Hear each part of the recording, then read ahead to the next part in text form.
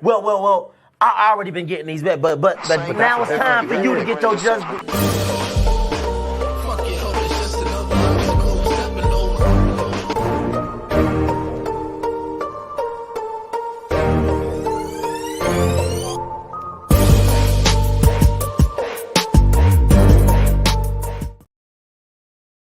What's good? What's good? What's good with the fam on this Good Friday?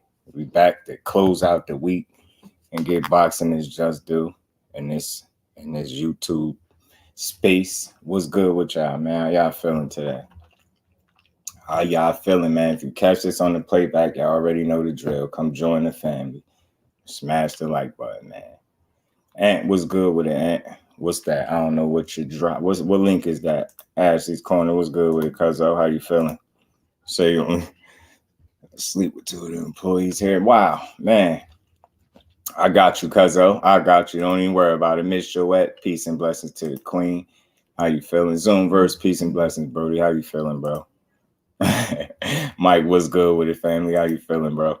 Thomas Hill is in the building. Shower, what's good, queen? How you feeling? Good to see you. Always, as always. IB, what it do, homie? How you feeling? Salute to you. I'm missing somebody. Salute to my baby girl, the queen. How you feeling, baby girl? Kevin, what's good with it, Kev? How you feeling, bro? Mike, what it do, homie? Salute to the family in the building. Judah Ben, what's good, my bro? How y'all feeling, man? Y'all punch, uppercut, the like button for you, bro. We gonna talk a little bit. I see y'all out there kicking dirt on my man's name and all that. Y'all out here saying my man Keyshawn on PEDs. Y'all bugging, man. They crazy. The boxing world, wild, y'all. The boxing world is wild. Dre's finest, what it do, homie? How you feeling? That's family right there. What's good with it, Dre? What's good with you? Yeah, man. We seen the news. Y'all seen the news, man. I got the news yesterday when I was live, but yeah, man. Hey yo, man. He said Keyshawn was smoking Gorilla Glue. Hey, Judah, I'm blaming y'all. You know what I'm blaming? I'm telling you, Ask baby girl. Hey, Ash, you was there too. I know you remember, cuzzo. You remember all them smoke clouds? Remember that fight they had back there? I think that was some residue. I think that was some residue from them smoke clouds when Shakur fought Yoshino, man. Yeah, it was so much smoke in there. I was like, there's no way the fighters are now like they're legally high. There's no way. I don't give a damn what they trying to convince me of, yo. When Shakur went to walk to the ring, when he made his ring walk for Yoshino, bro, when they turned the lights out for that second, it was like the lights out was a signal for everybody that was a smoker to light up whatever they had. Man, I seen so many cherries on the other side of the spot of the Prudential Center. I couldn't believe it. I said, yo. I looked at like a row ahead of me. I see a little girl, just watching people smoke. It's big smoke clouds going over her head. I felt bad for the little princess, man. I'm like, oh man, she got to inhale all this smoke. But yeah, man, the amount of smoke that was happening in the building, there's no way it didn't carry over to at least a couple fights. They be getting lit, bro. I blame it on the arena, bro. Nah, y'all not gonna put that on my man like that. Y'all not going. They out here talking about Keyshawn on PEDs. Y'all tripping, bro. Bro ain't take no PEDs, man. Bob Arum did speak about this situation. I got a little clip. Salute to my bro, Ant McQueen, always keeping me in the loop, in the know. It encouraged you to smoke with him, yo, 100%. Hey, cuzzo, them lights went out. I said, oh, what is going? Man, I seen so many people lighting up. I could not believe it. I was confused. I was like, hold on. And then you know what makes it funny? the message that come on in the arena about how you got to smoke like several feet away from the building. I said, man, it's a little late for that, ain't it? I said, they done brought the paraphernalia in the building. I said, everybody high, whether you know it or not. You ain't got no choice. If you didn't smoke, you did when Shakur fought Yoshino. I don't care what you say. I don't care if you was there. If you say, I don't do that. Yeah, you did it that night. You against your will, because that stuff was in the air, bro. I was like, man, damn. Cut Creator was good with it. Yeah, man. Hey, yo, bro. Hey, Cut Creator, somebody gave my man Keyshawn some of them gummies, bro. Y'all bogus for giving my man them edibles too. I know what y'all did. I know what's going on. Hey, Dre. Yo, bro, they was putting that thing in the air, bro. I'm like, damn, yo, that's how y'all coming over here? Okay. Newark, okay. Prudential Center. Boy, they was lit. And y'all, security ain't do their job, y'all. But then again, they did do their job, because I think the only job, it was so much happening at that point. The security, like them not doing their jobs, was them doing their jobs. That was the equivalent. It was best that they just let people rock, because they would have exited half of the damn arena. They would have, the arena, if they had told the way it looked, y'all, I'm serious. I got to tell this story. The way the arena looked in terms of smoke clouds, like everywhere, if they would have made everybody that was smoking leave, more than half of the arena would have left. I'm trying to tell y'all. I'm telling you, bro. Bro, it was that pack was in the air, bro. Can't wait to say. Yeah, they just can't wait to say he's cheating. He ain't cheating, man. And I'm making light of it, because anybody, again, we gonna get to this. We know we talk this boxing, but I gotta, we gotta make light of it, because people are crazy. It's crazy that they would want to put that on a young man, and without using any common sense, you think he would get a 3-month suspension? That's 90 days. What PED user do you know in the history of the sport got 90 days for PED? So don't put that jacket on him. He might have ate a gummy, an edible, might have smoked a doobie, a little spliff. You know what I'm saying? To go to sleep, but bro ain't take no PEDs, man. We ain't going, bro. We ain't letting y'all put that on a young man from Norfolk, man. We ain't doing it. You know what I'm saying? We ain't letting y'all do it. Hey, Dre, it was in the air, bro. I said, yo, what? Yo, the lights going out, Shakur Stevenson coming out was like the equivalence of saying, all right, everybody, he coming. Light up. I'm telling you, I said, yo, what? Man, you know how they be having the smoke in the tunnel?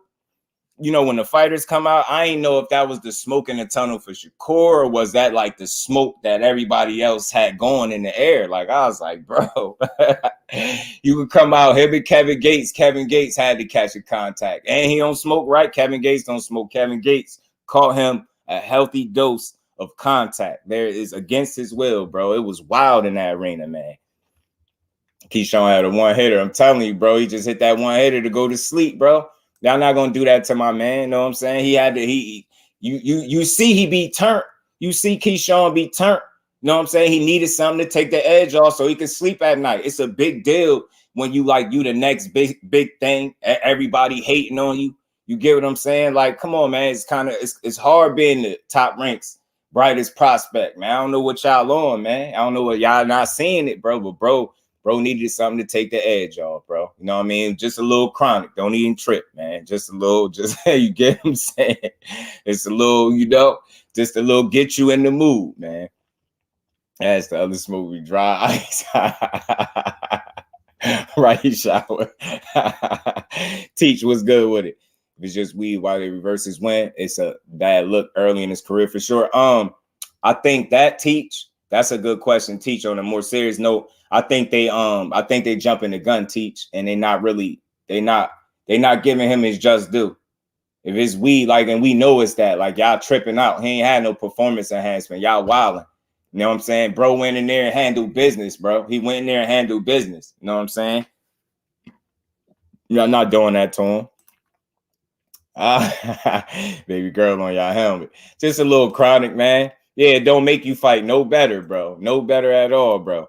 But yeah, I got this little clip from Thomas, from Bob Arum that my bro sent me. I'm gonna play it. I'm gonna let y'all hear what Bob Arum had to say about it.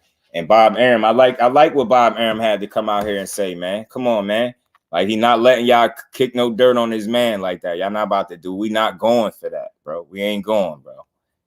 Hey, Keyshawn, man, we rocking with you, King, man. Look, we ain't going. We ain't letting them put that smut on your name, big dog. We not letting them. Listen, bro. Just Do ain't going, bro. Hold on, man. Hold on. Keyshawn, know what I'm saying? Hold on. I got the dreads in for my boy Keyshawn, know what I'm saying? Because he was getting right, know what I'm saying? Got the dreads in for my boy. We ain't going for that slander though. We not going, you know what I'm saying? Salute to my bro Big Dog Willie. Salute to the Haney coat. You know what I mean? And Bill Captain America. Man, salute to my guy Big Dog Willie, man. And we ain't never got to box again. Well, I already been getting these bets, but now it's time for you to get your just do. Get my joints braided up. Like, you know how they be braiding them up now, the fancy braids. Yeah, I was gonna do that, but I ain't have time. I had to be here. I had somewhere I had to be, you know what I'm saying? I had to be in and out. You know what I'm saying? 9 wins, can't have stuff like this happening. Yeah. Man, I get it, Teach, right? But when it's not PEDs, I'm not crucifying them, right? Why? I'm gonna play what Bob Arum said. I agree 100%. Bob Arum, Just Do approves your message about Keyshawn. I approve. And my bro, the Bob Father ain't going for it. Appreciate that clip too, Ant. And my bro is in the building. You know what I mean? Let me play it, man, because y'all acting crazy. We not going for this Keyshawn Davis slander. We not going to have it. We not going for it. We ain't going. We ain't going. Bro just needed something to take the edge off. See, y'all don't know nothing about that because y'all know what it's like to be a high-level athlete performing in these, you know, these high-level situations, man. Sometimes you just need, you know what I mean? You be hyped up. He ain't want to come in there over hype and lose. You know what I'm saying? You had to take the edge off a little bit. Now, y'all out here hating. Y'all out here reversing wins and stuff like that, turning stuff to no contest. Y'all bogus. Y'all bogus. Boxing, y'all bogus, man. Whoever returned, y'all got to get my man his win back, bro. We ain't going for that. We not going. Hold on, man. Let's get to Bob Arum, man. And we ain't going, y'all. We ain't going. What you say, Bob? I'm in step with you, Bob. You know what I'm saying? What you say? Hold on. Talk to us, Bob. Sorry that it happened, that he tested positive. I'm sorry too, y'all. But I'm not going to condemn a kid for smoking a joint the month before a fight. We're not going to go do to it. sleep. What the fuck is happening? I mean, let's be real about it. Let's not be hypocrites about it. Cheating. Come on, Bob. Hold on. Let's run Bob back.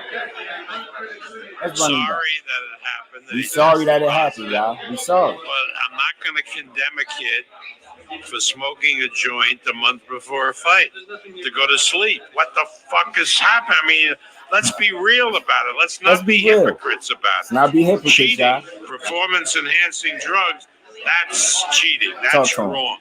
Smoking a joint a month before a fight, take a poll here. What kind of percentage do you think of people who smoked a joint in the last month? So let's be fucking real. You hear him? Pardon his back, too. Pardon his back, because Bob said what he said. He ain't go. In the words of my good brother Jay Hardcore, we ain't going back and forth with you. We ain't going back and forth. He said what he said, and he said, pardon my back, too. We ain't about to be hypocrites. He said, let's be real about this. Ain't PEDs. You know what I mean? There was no cheating taking place. Bro needed a little something.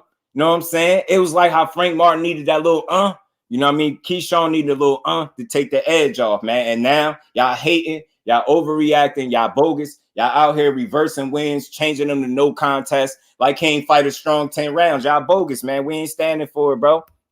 We not standing for it. This is not clenbuterol. This is not, talk to him again, Bob.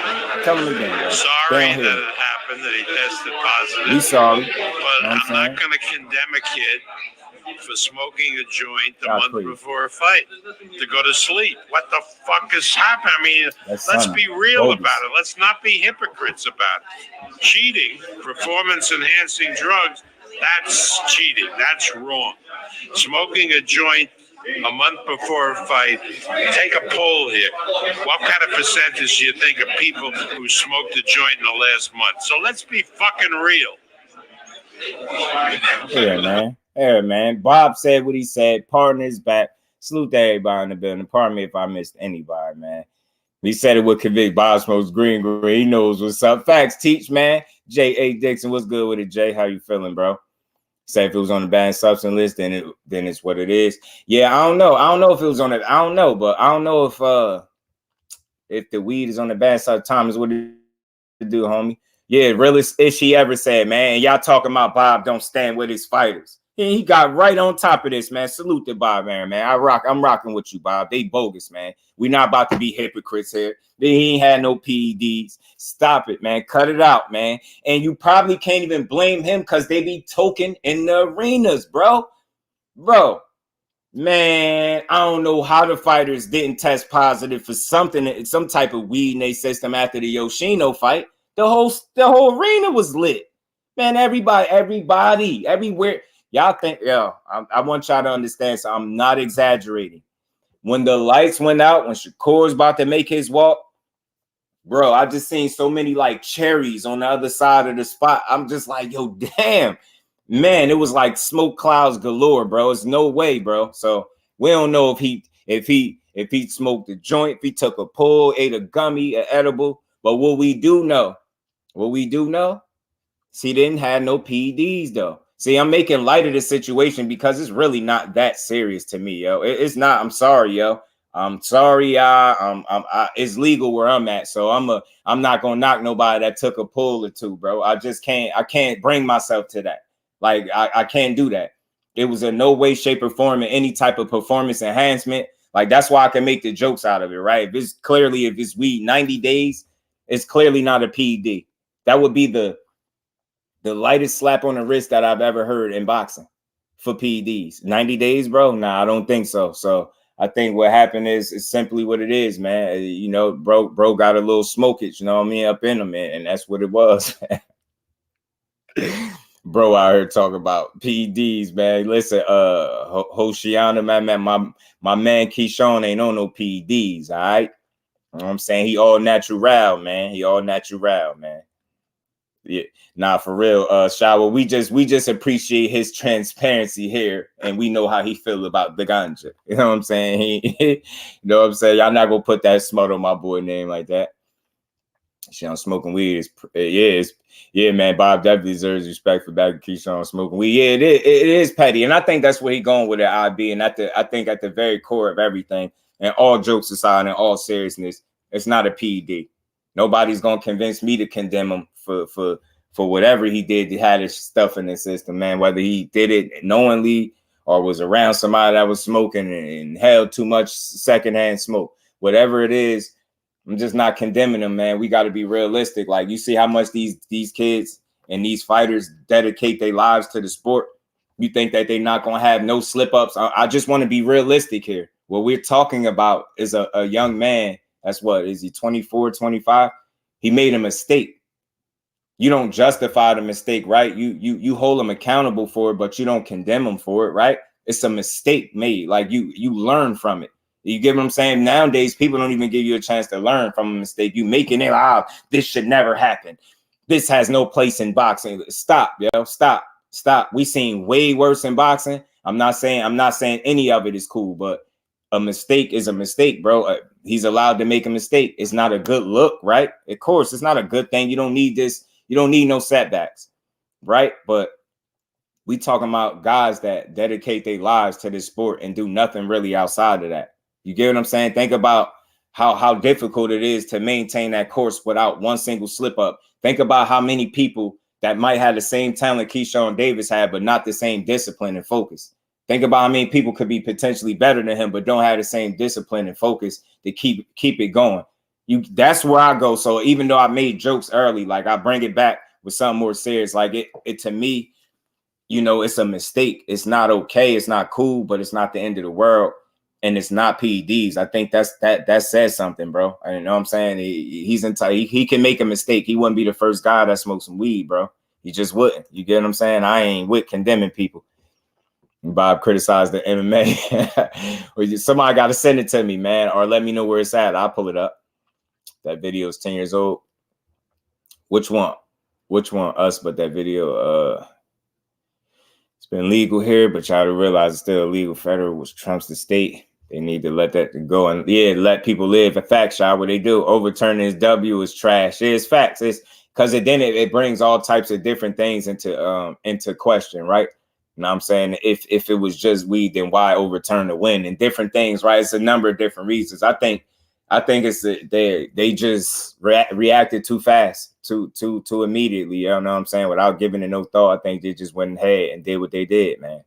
Dispensaries need to get behind Keyshawn, give him a deal. Facts, man. Local dispensary, man. You know what I'm saying?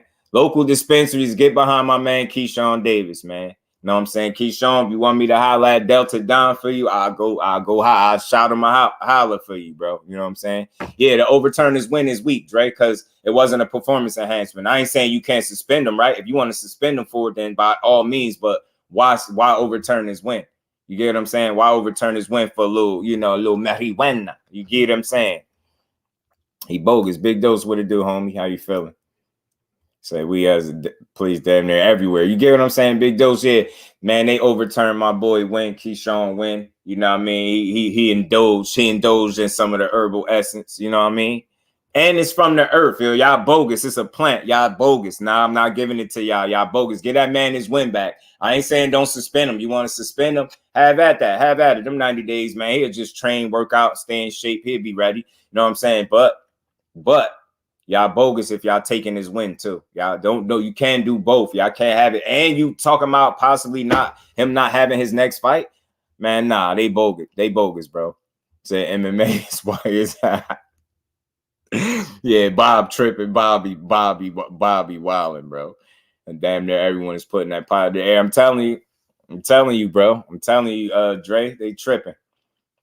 Nah, I didn't put a loss on his record, Big Dose. It just changed the loss. It takes the win from him and it makes it a no contest. So he don't got a loss now. I want to be clear, it's not a loss, but it's a no contest, so he don't get the win. So you know how when they read the record and they'll say, you know, what he would have been 10-0 now, so now he'll be 9-0 with one no contest. You get what I'm saying? Like that's just weak. It's like you see how Boots got that no contest on his record when he had the headbutt, the clash of heads, and they made it a no contest, and we all knew he was going to end up knocking that dude out. It's one of them situations. It's kind of weak, but it's worse for Keyshawn because he actually went through the entirety of the fight, and then that happened with Boots. They clashed heads early, and it just went to a no contest. You get what I'm saying? So he ain't have to go the whole entire fight, and then that happened. I think that's weak. You know what I mean? They about to sponsor Keyshawn now. They got to, bro. They ain't got no choice, bro. Yeah, get that man his win back. He earned it with no performance enhancements. That's all I'm saying. I ain't saying don't suspend him. Y'all got to handle y'all handle, but I think reversing the win is a bit of a stretch. I think that's way too much. Y'all bogus. Get my man his win back. Y'all wasn't in the ring with him sweating them 10 rounds, bro. Y'all wasn't in there taking them shots for them 10 rounds. Y'all bogus taking that man win back, especially without performance enhancements. It might sound like I'm joking, but I'm really not. He ain't have nothing extra in there helping him win. Nah, he earned it. He earned it. He earned it. He earned it. Part twice. What it do, homie? How you feeling? Like we enhance your performance in the ring. That's what I'm saying. I don't think it can. I don't think it can. I think they know that, but it's like they don't care. It's like they don't care, man. You be out here reversing wins. Y'all bogus, man. That young man work hard, man. You know what I'm saying? He be bugged up, man. He be hyped up, man. He needed something to take the edge off. Y'all bogus, man. Y'all bogus for that, y'all. Y'all bogus, man. Y'all bogus, man. Doing my boy like that. That sativa probably do make Oh, man. It gave you wings. The sativa gave him wings on the night shower. They was like, nah, not on our watch, bro. Sleepless was good with. He said, I don't know why folks call Devin some defensive wizard in the ring. If Loma had power, Dev would have been asleep around 9. And Loma got some power, Sleepless. I get what you're saying. Loma got some power, though.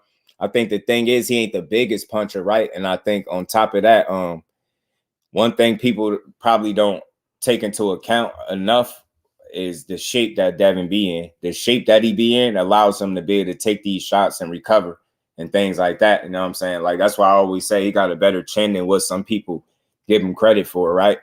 But yeah, I think Loma definitely got power, but that's what it was. Dad being in shape, bro. He was able to weather a storm or two in that fight and overcome it.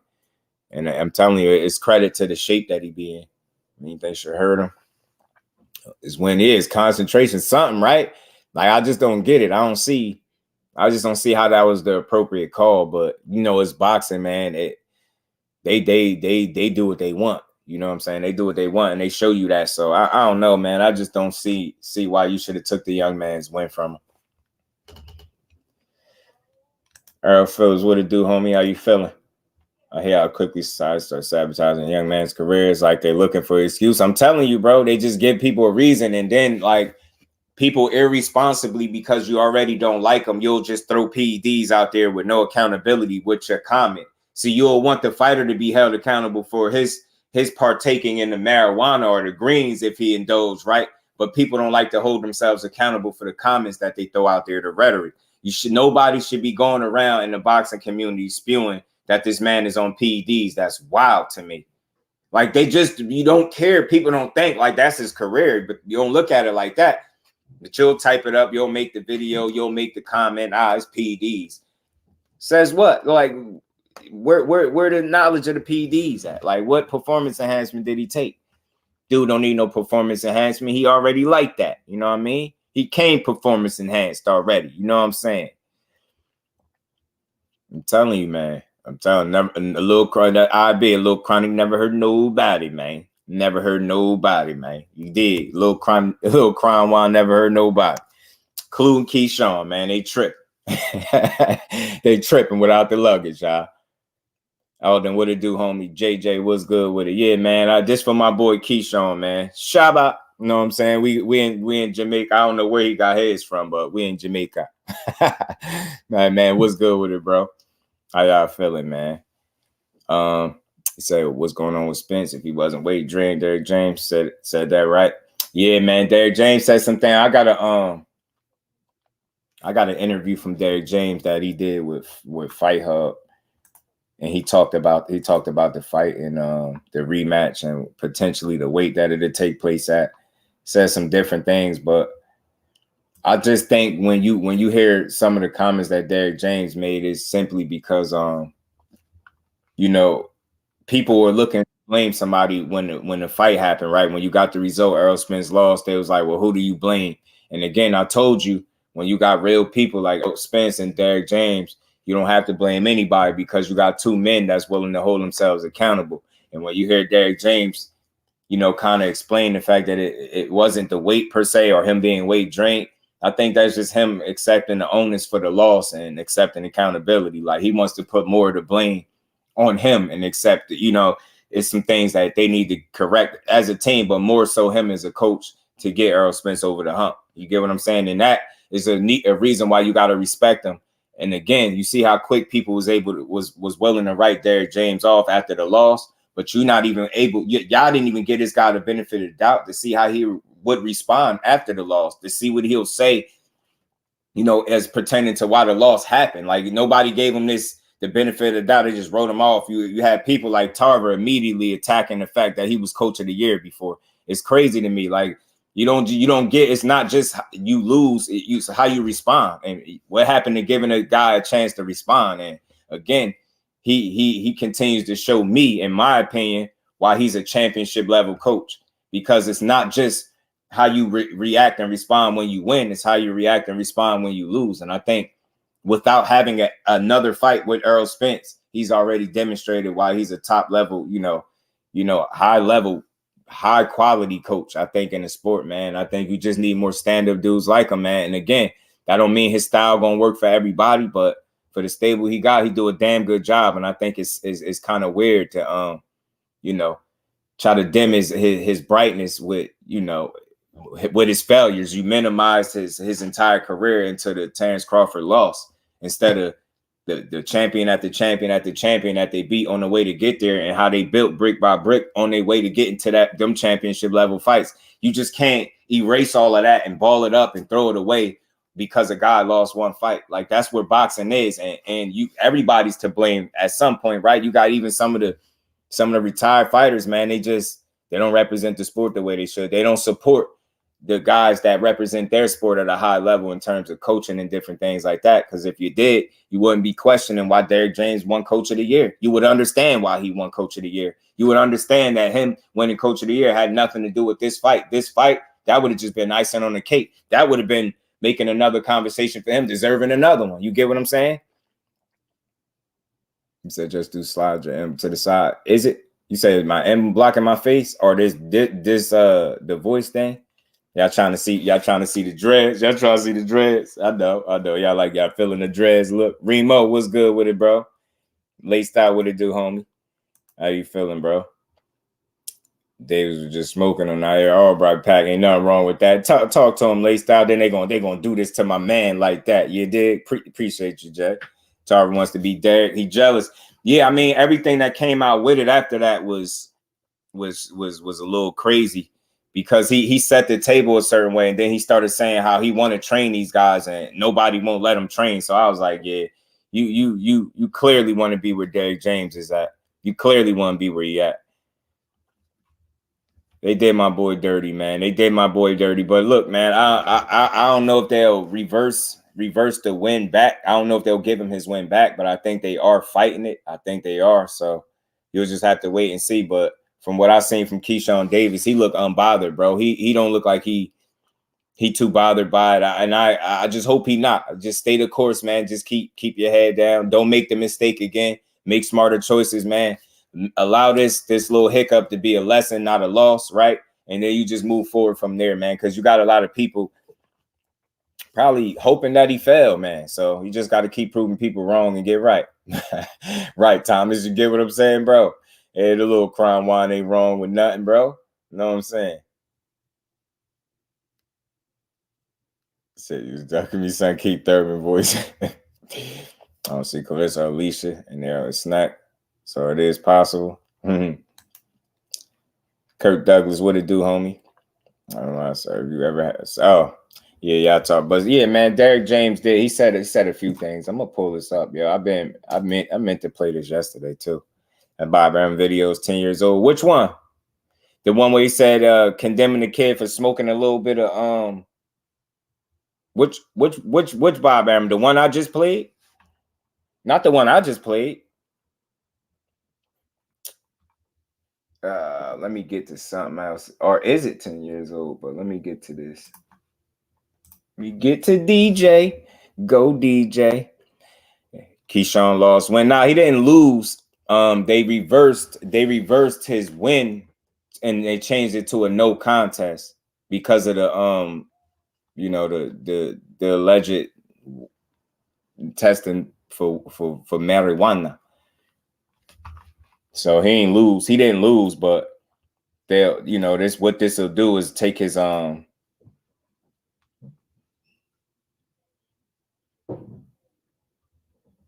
this will take his win and reverse it to a no contest, which is weak because he actually went out there and fought a full 10 rounds. I think that's kind of lame. Oh, you say he was talking about a whole nother, you say he got a clip. Flossie, what's good with it, my bro? What did Derrick James say? Yeah, I got this interview from Derrick James that he did. I think it was Fight Hub. He did it with Salute to Fight Hub. I'm like, Keyshawn be so hyped and entertained at the presses. I'm telling you, he needed to simmer down a little bit. Big Dose. Give me a second, y'all. Why I keep doing that? He needed to simmer down. Needed something to take the edge off a little bit. You know what I mean? That's all. You know what I mean? At least he ain't still the chronic. You know what I'm saying? But nah, just like I said, man, at the end of the day, it's always a learning lesson, man. People gonna write him off. They didn't like him anyway too much. I think it's just a learning lesson, bro. You got to learn from it. Smarten up. Why I keep doing that, yo? You know what? I ain't gonna play. Kind of know what's good with it, bro. How you feeling? Appreciate you pulling up. What's good with it, man? I have to steal that hat from you. Yeah, no doubt you got it, man. They trying to say my boy on PDs. I said, man, he went to Jamaica and got him a little pack, man. A little pack from Jamaica. That's why I can't find that. I see that. I see what bro's saying. Hold on, let me I'm gonna just play it because it won't let me pull it up for some reason. Derrick. He was anxious about his upcoming Andy Cruz fight is all. Oh, man, y'all doing my boy like that. I mean, listen, he ain't studying no Andy Cruz, man. You get what I'm saying? If that's the case, Wilder Fury fight, it was doped up. I'm telling you, bro. I'm telling you, man. But we're gonna play this interview from Derrick James, man. He spoke on the rematch and some different stuff, man. Let's hit it. I was gonna. Got Ryan Garcia against Duarte. Aggressive style, good style for your fighter, though. I mean, Duarte's a heck of a fighter. You know what I mean? He's comes with a lot of tenacity. I hope y'all can hear Derrick James with his raspy voice. Like a fighter's fighter. So, man, it should be a good fight. Ryan's always had these incredible physical gifts. Punches hard, super fast, tall.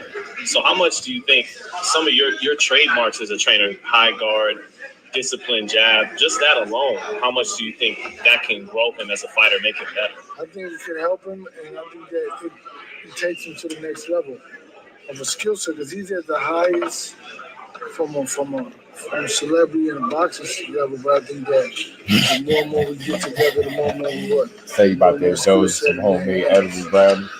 Derrick, having him in your camp now, having him for a couple of months now, what have you adjusted to help him adjust? Coming, from Goose or the training that he had previously versus Tank. What's the little things that you adjusted? Because I know I've seen you in the videos, just using his jab more, using his angles a little bit more, going back to the foundations, really. Well, really, I can't really get into that other than what you saw. But what I'll say is that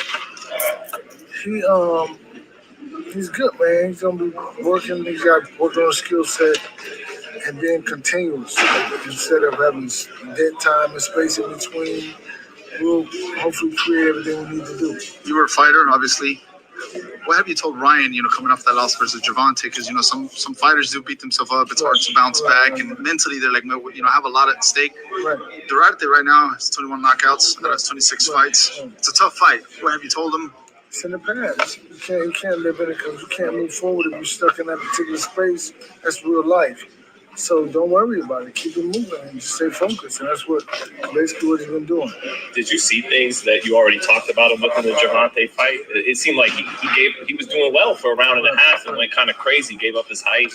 But I never referenced that because that's in the past. I don't want I don't want him to live in that space. Right.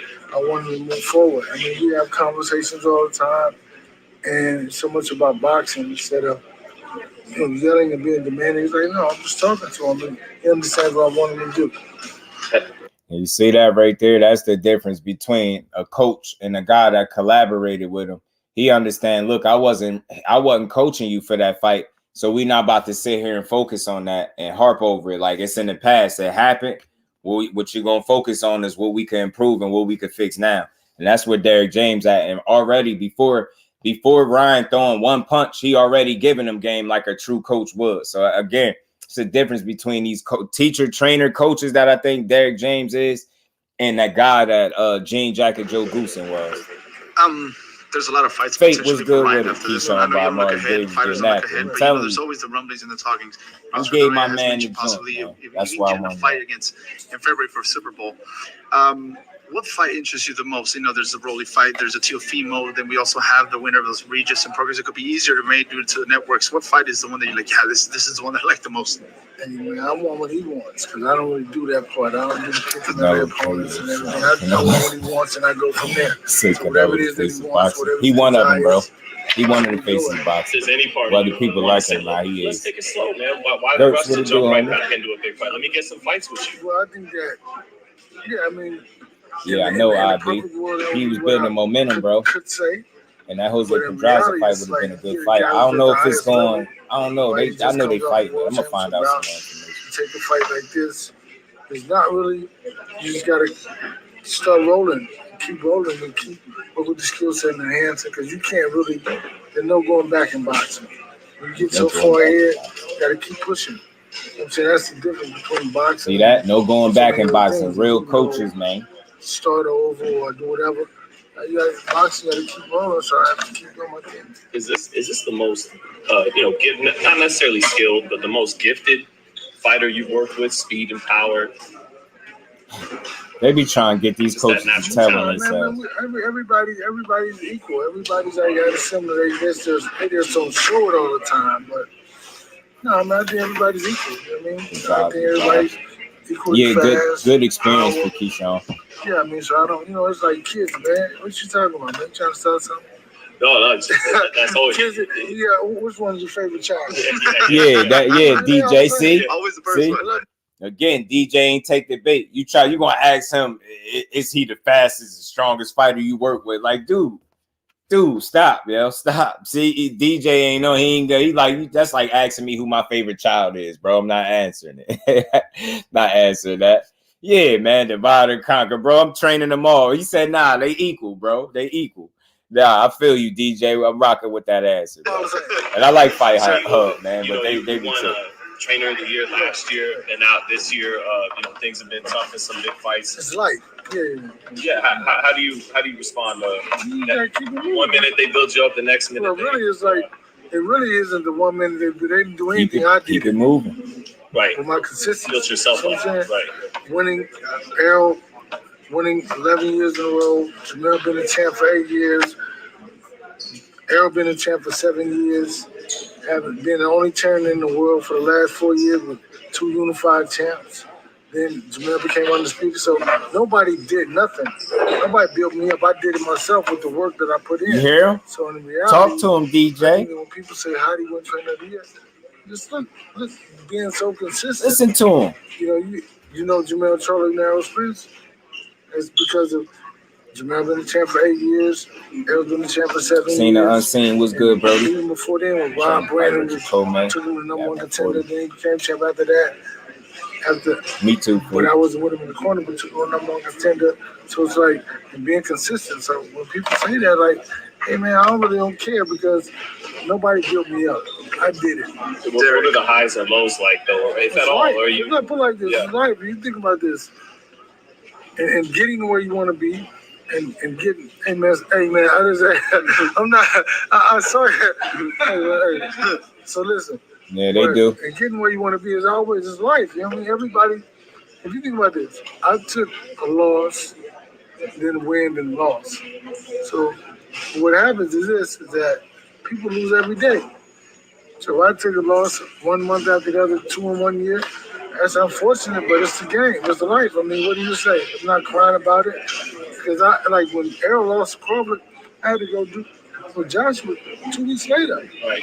I had to leave the next day to go do that, and I had to let it go. You got to compartmentalize the situation and keep it moving.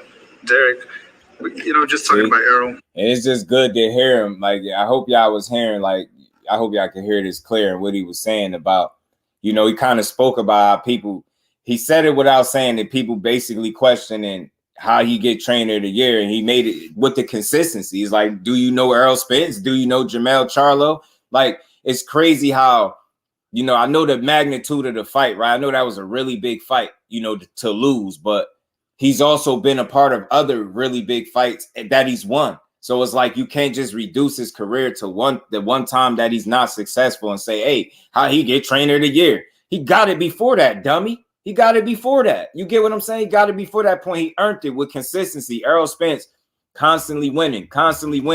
He brought Jamel Charlo over that was looked at as more of the pure boxer. And now people are calling him the big Charlo. Like, he transformed this dude into a KO puncher. Let's call it what it is. What is people talking about? Come on, man. And like he said, he had to lose. He lost to Crawford. He had to lead the next day. You got to compartmentalize, man, and get that job done, man. You can't sit around and be, worried about a loss, man. The same way, and this is why he's a great trainer. The same way, he don't sit around and bask in a win. When Errol beat Ugas, what did he say to him in the ring? Before they even left the ring, he whispered to him, hey, man, stay focused. The job ain't done. Like, you see why he told him that. So he's a different type of dude, man. I think the last thing you could do is question. You can question all you want. What was his game plan? What went wrong in that isolated fight? You can do all of that.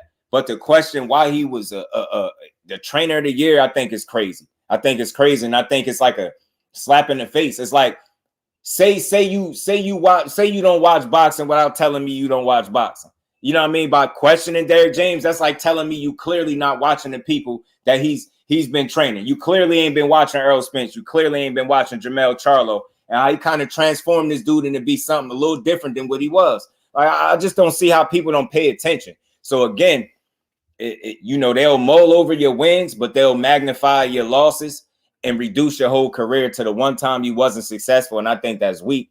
I'm glad that Derrick James continue to push, man. I just want to see what's next for the camp as a whole, because he got a lot of people, with their eyes on him right now. Facts, and he got the job. He got the mental for it, man. Like he said, don't assume. Yeah, man, I'm telling you, I just told. Oh, you talking to Gertz? My bad. Marquay, what's good with it? What's good with it, bro? If Albright, I'm BS to say that we had rules to act like the fight never happened and deny everything. Oh man, Sammy, what it do, homie? How you feeling? And he helped Mel get undisputed too, and he fell one fight short with Errol becoming undisputed. He would have had 2 undisputed champions in the same stable. It would have been crazy, bro. It would have been crazy. It would have been crazy. Let's finish playing this, man. Let's finish saying what DJ had to say, man. But again, man, I think he answered questions very well, and I think he do a good job at ignoring the ones he really don't need to answer like that. I feel like, so Frank Martin Shakur, if that didn't happen, it would have been like 3 straight losses. Some people feel like that next gen.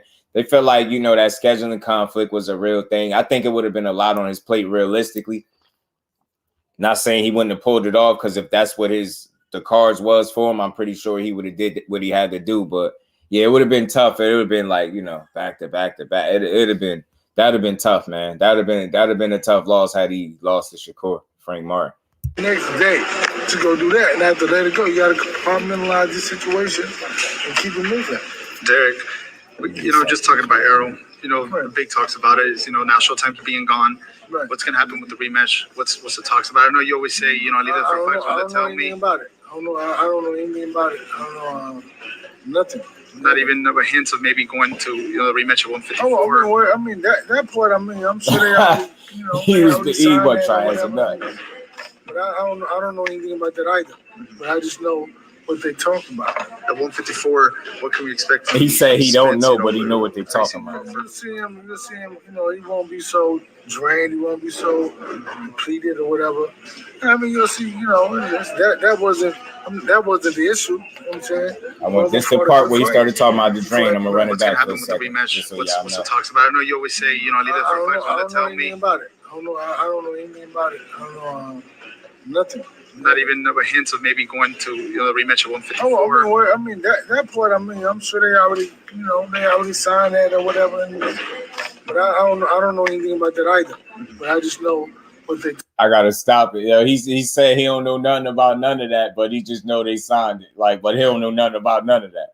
Just think about what he's saying. So obviously he know what's good, but he ain't about to say what's good. He ain't about to say more than what he's supposed to say.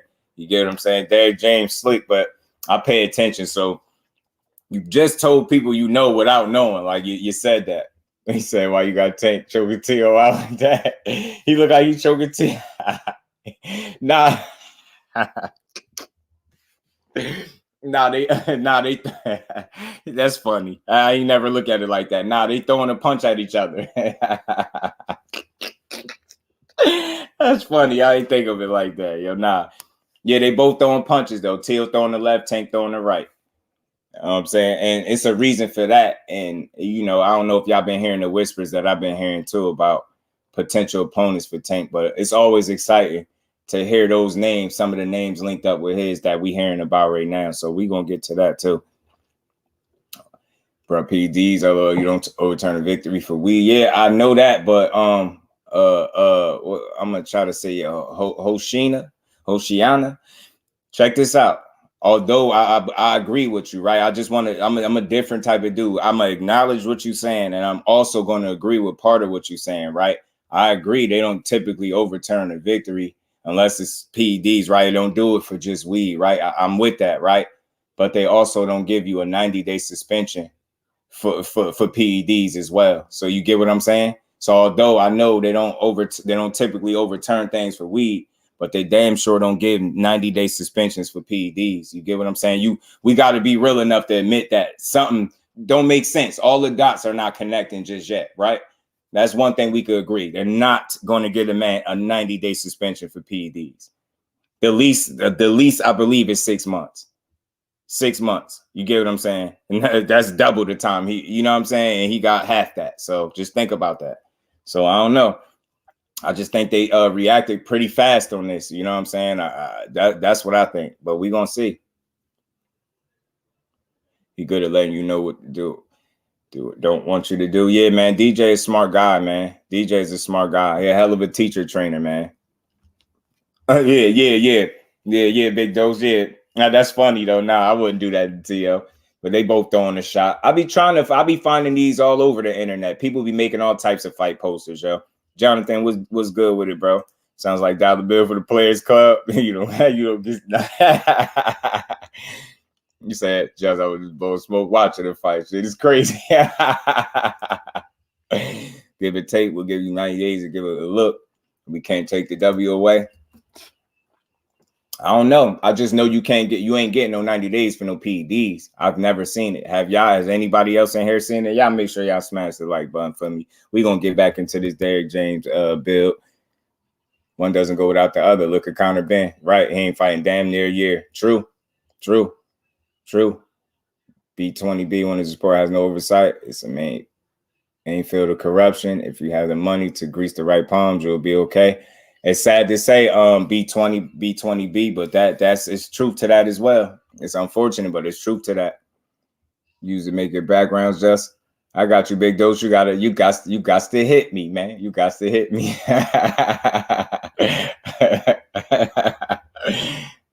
Man. But I said the one tank called Al Haney. Yeah, we on that. We gonna get to that. That's why I got it in there. That's why I got it. Said nope, I ain't seen it. You get me? Chris Arreola was stripped for weed with a 90-day suspension. That's why I love the queen. That's why I love her. Because she really know her boxing. She really know her boxing. And she always got something to add. Yeah, hit me, big dose. I got you. If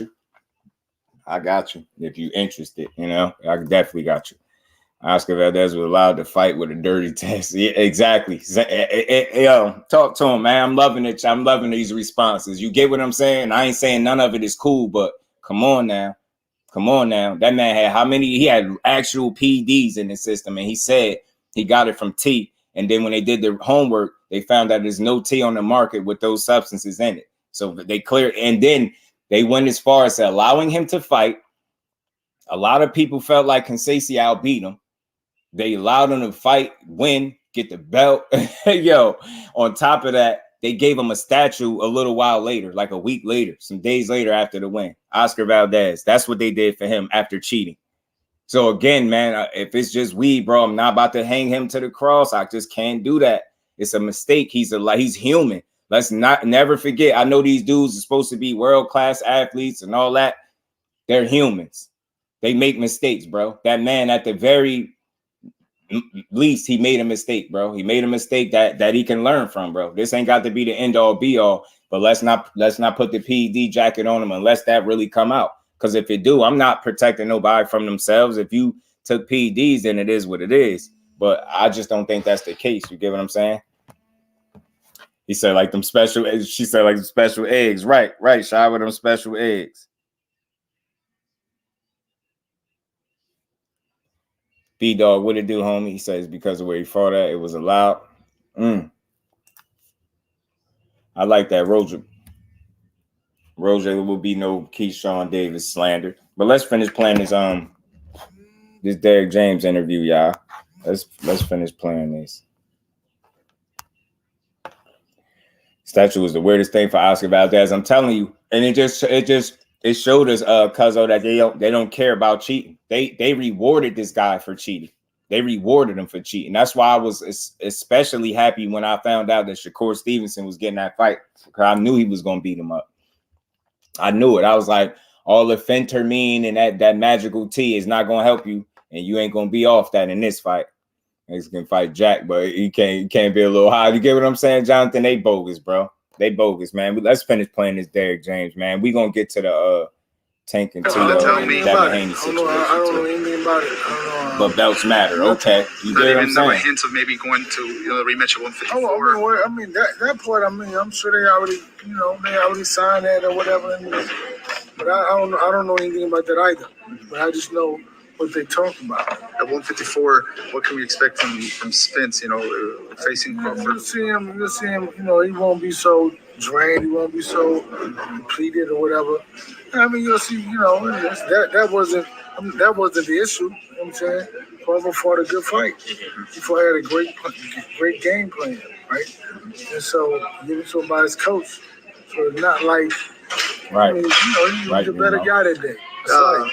And even going back to the fight that you mentioned. So you see it real quick. He mentioned that, it's weird, right? And I'm not reaching. I listen very intently when people talk, when I play these interviews, and you hear him say, like, how we gonna see Errol Spence? He like, you'll see him and he won't be depleted and drained, and then he says what he won't be. He kind of sets the table for it, but then he says that wasn't the problem in the fight in the first place. Is Crawford had a better game plan? You get what I'm saying? Things like that. So you just don't know.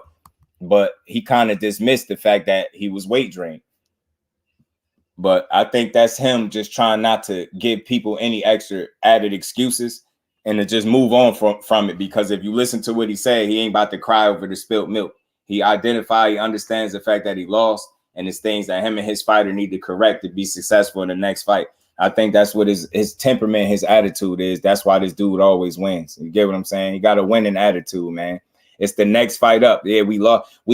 Even when you win, it's the next fight up. It's never complacency with Derrick James, which that's why I appreciate him as a coach and a trainer, bro. I really do. You're doing damage control with the weed rant. I hear that was an old one, though, the weed rant. It was an old one. They said that was an old video or something like that. That's why I respect. Yeah. And like DJ as a trainer, I'm telling you, he's solid, man. He's solid. Let's finish playing this. Right?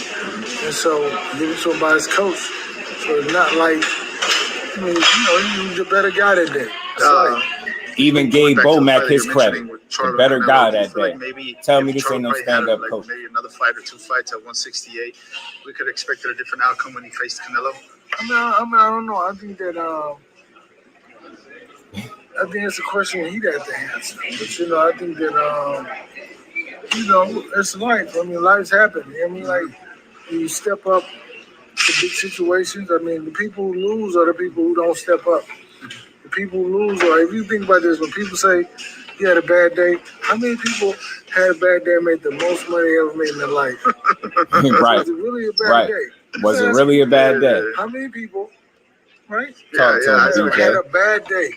A really bad day, but secured their financial secure for the rest of life. And then something. So it's like, was it really a bad day? So how could you laugh at them? How could you talk about them? How could you talk about anybody in that situation? Because what? These are people doing something people dream of doing. The big news that just came out, Derrick, flipping the page, the big news that just came out, obviously, Showtime leading boxing. It's kind of like a dagger in the heart for us boxing fans who grew up, like all of us here. HBO is already gone, now Showtime. Now, what do you think caused all that? Or where's Showtime? Where's it going to go from now, PBC? What do you think? What's your overall thoughts on that? I don't know, man. I'm not, if I don't get into the contracts, I definitely don't get into that. But I mean, Steve Snow's a good friend of mine. James ain't trying to hear all that. He's trying to train and fight and win, bro. 2 days after. Ask him, that's above his pace. So we spend time together, but we never talk about business. We never talk about stuff like that, man. It's like, I didn't even know until, because I heard speculation of it, but I'm not going to go to somebody and say what I heard. I'm just going to, if you want me to know, you'll tell me. Right. So, I don't know. And then I guess there was reports that you and Anthony Joshua maybe look at Ben Davison or something. What could you tell us about that, man? Hey, man. 2-0. You finished undefeated with him. If that's your last fight. Hey, man. People start all these rumors or whatever. I'm not going to even. It's stupid. So that's just some rumor. That's not even. But like this. I saw somebody report on it. Right. And I was like, okay. Well, I know the person who was reporting on it. If they really wanted to know, they could have just called me to ask me. But I think it's better for him or them to report something that's not true. That's weak, though. That's weak. That's lazy. Because then it's like, we get paid in clicks or whatever. I think that's what it is. So it's better for them to report something that's true and never have to apologize for, I was wrong. Man, hell with that. Say whatever. Hell with that. If I got access to hit the direct source and ask him a question about if a fighter is still training with him or not, and I don't take that open invitation, reach out to that man and get the straightening on it, and then I go report something that's false, that's weak. That's weak as hell, man. Clicks my ass, man. I don't do this for clicks. Yeah, I'm sorry, man. I'm gonna always lose that click battle because I'm never trying to lie to the people. That's like saying you can get the answers to the questions that you have, but instead of contacting the direct source that you have access to, you rather not, I'm not going to do that. I'm going to just get up here. I'm going to just lie to people. I'm going to say, Frank Martin is this, or he ain't, Errol Spence is that. And that's not the case. I think that's weak, bro. What you got access to the man for if you going to just make up the facts? Nah, I can't rock with that. Never doing that. Derrick James talking about blue right here. Is he? Ah, that's what it is. So I want to know because I see that swirling around too, man. I see that swirling around, but I didn't catch the drift of the conversation. I just see people talking about it. The Rise podcast in the building. Was good seeing how you feeling, my bro. Hen dog, what it do, homie? Yeah, I can't do that. You gotta hit the source and get the direct information, man. I mean, that's just for me. This is not directed at nobody. For me, if JusDue has access to a Derrick James to ask him something, a question that I know he's gonna give me a direct answer to that's pertaining to him and his camp and somebody that he trains with, that's what I'm gonna do. I'm gonna hit him, get the right answers, and then come here and tell y'all what it is. I don't give a damn about no clicks. You know what I mean? People, you got to care more about the truth than the clicks, man. I'm sorry, I just don't care about no clicks. Not to just come here and just blatantly lie. Nah, that's wild. You got a lot of balls to do that to the people, bro. Yeah, it's weak and it's lazy, Dre. It's mad lazy. The other person code of conduct and holding information right. And he's saying like, yo, you could hit him and just ask him. And why not do it? I'm gonna hit him and ask him. I would want to know. Line for clicks, yeah, you lose credibility. Yeah, it's facts. That's a short window. That's a short window. You already know from my view. Salute to you. This for my boy Keyshawn. You know what I'm saying? They trying to put the PED label. We ain't doing that. You know what I mean? He had a little J. He went to Jamaica for a night, and y'all mad. You know what I'm saying? Don't be mad at my boy. But we gonna keep playing this, man. But I like Derrick James, man. Just a straightforward dude, man. Don't give you too much. He don't really walk you around the block, down the street, round the corner, to the corner store, to the grocery store, to the library, back home. Like, he just get right to it. It's better for them to report something that's not true and never have to apologize for, I was wrong. Like, if I get it wrong, I could apologize to y'all. There's nothing wrong with that. That make you a man, not a less than.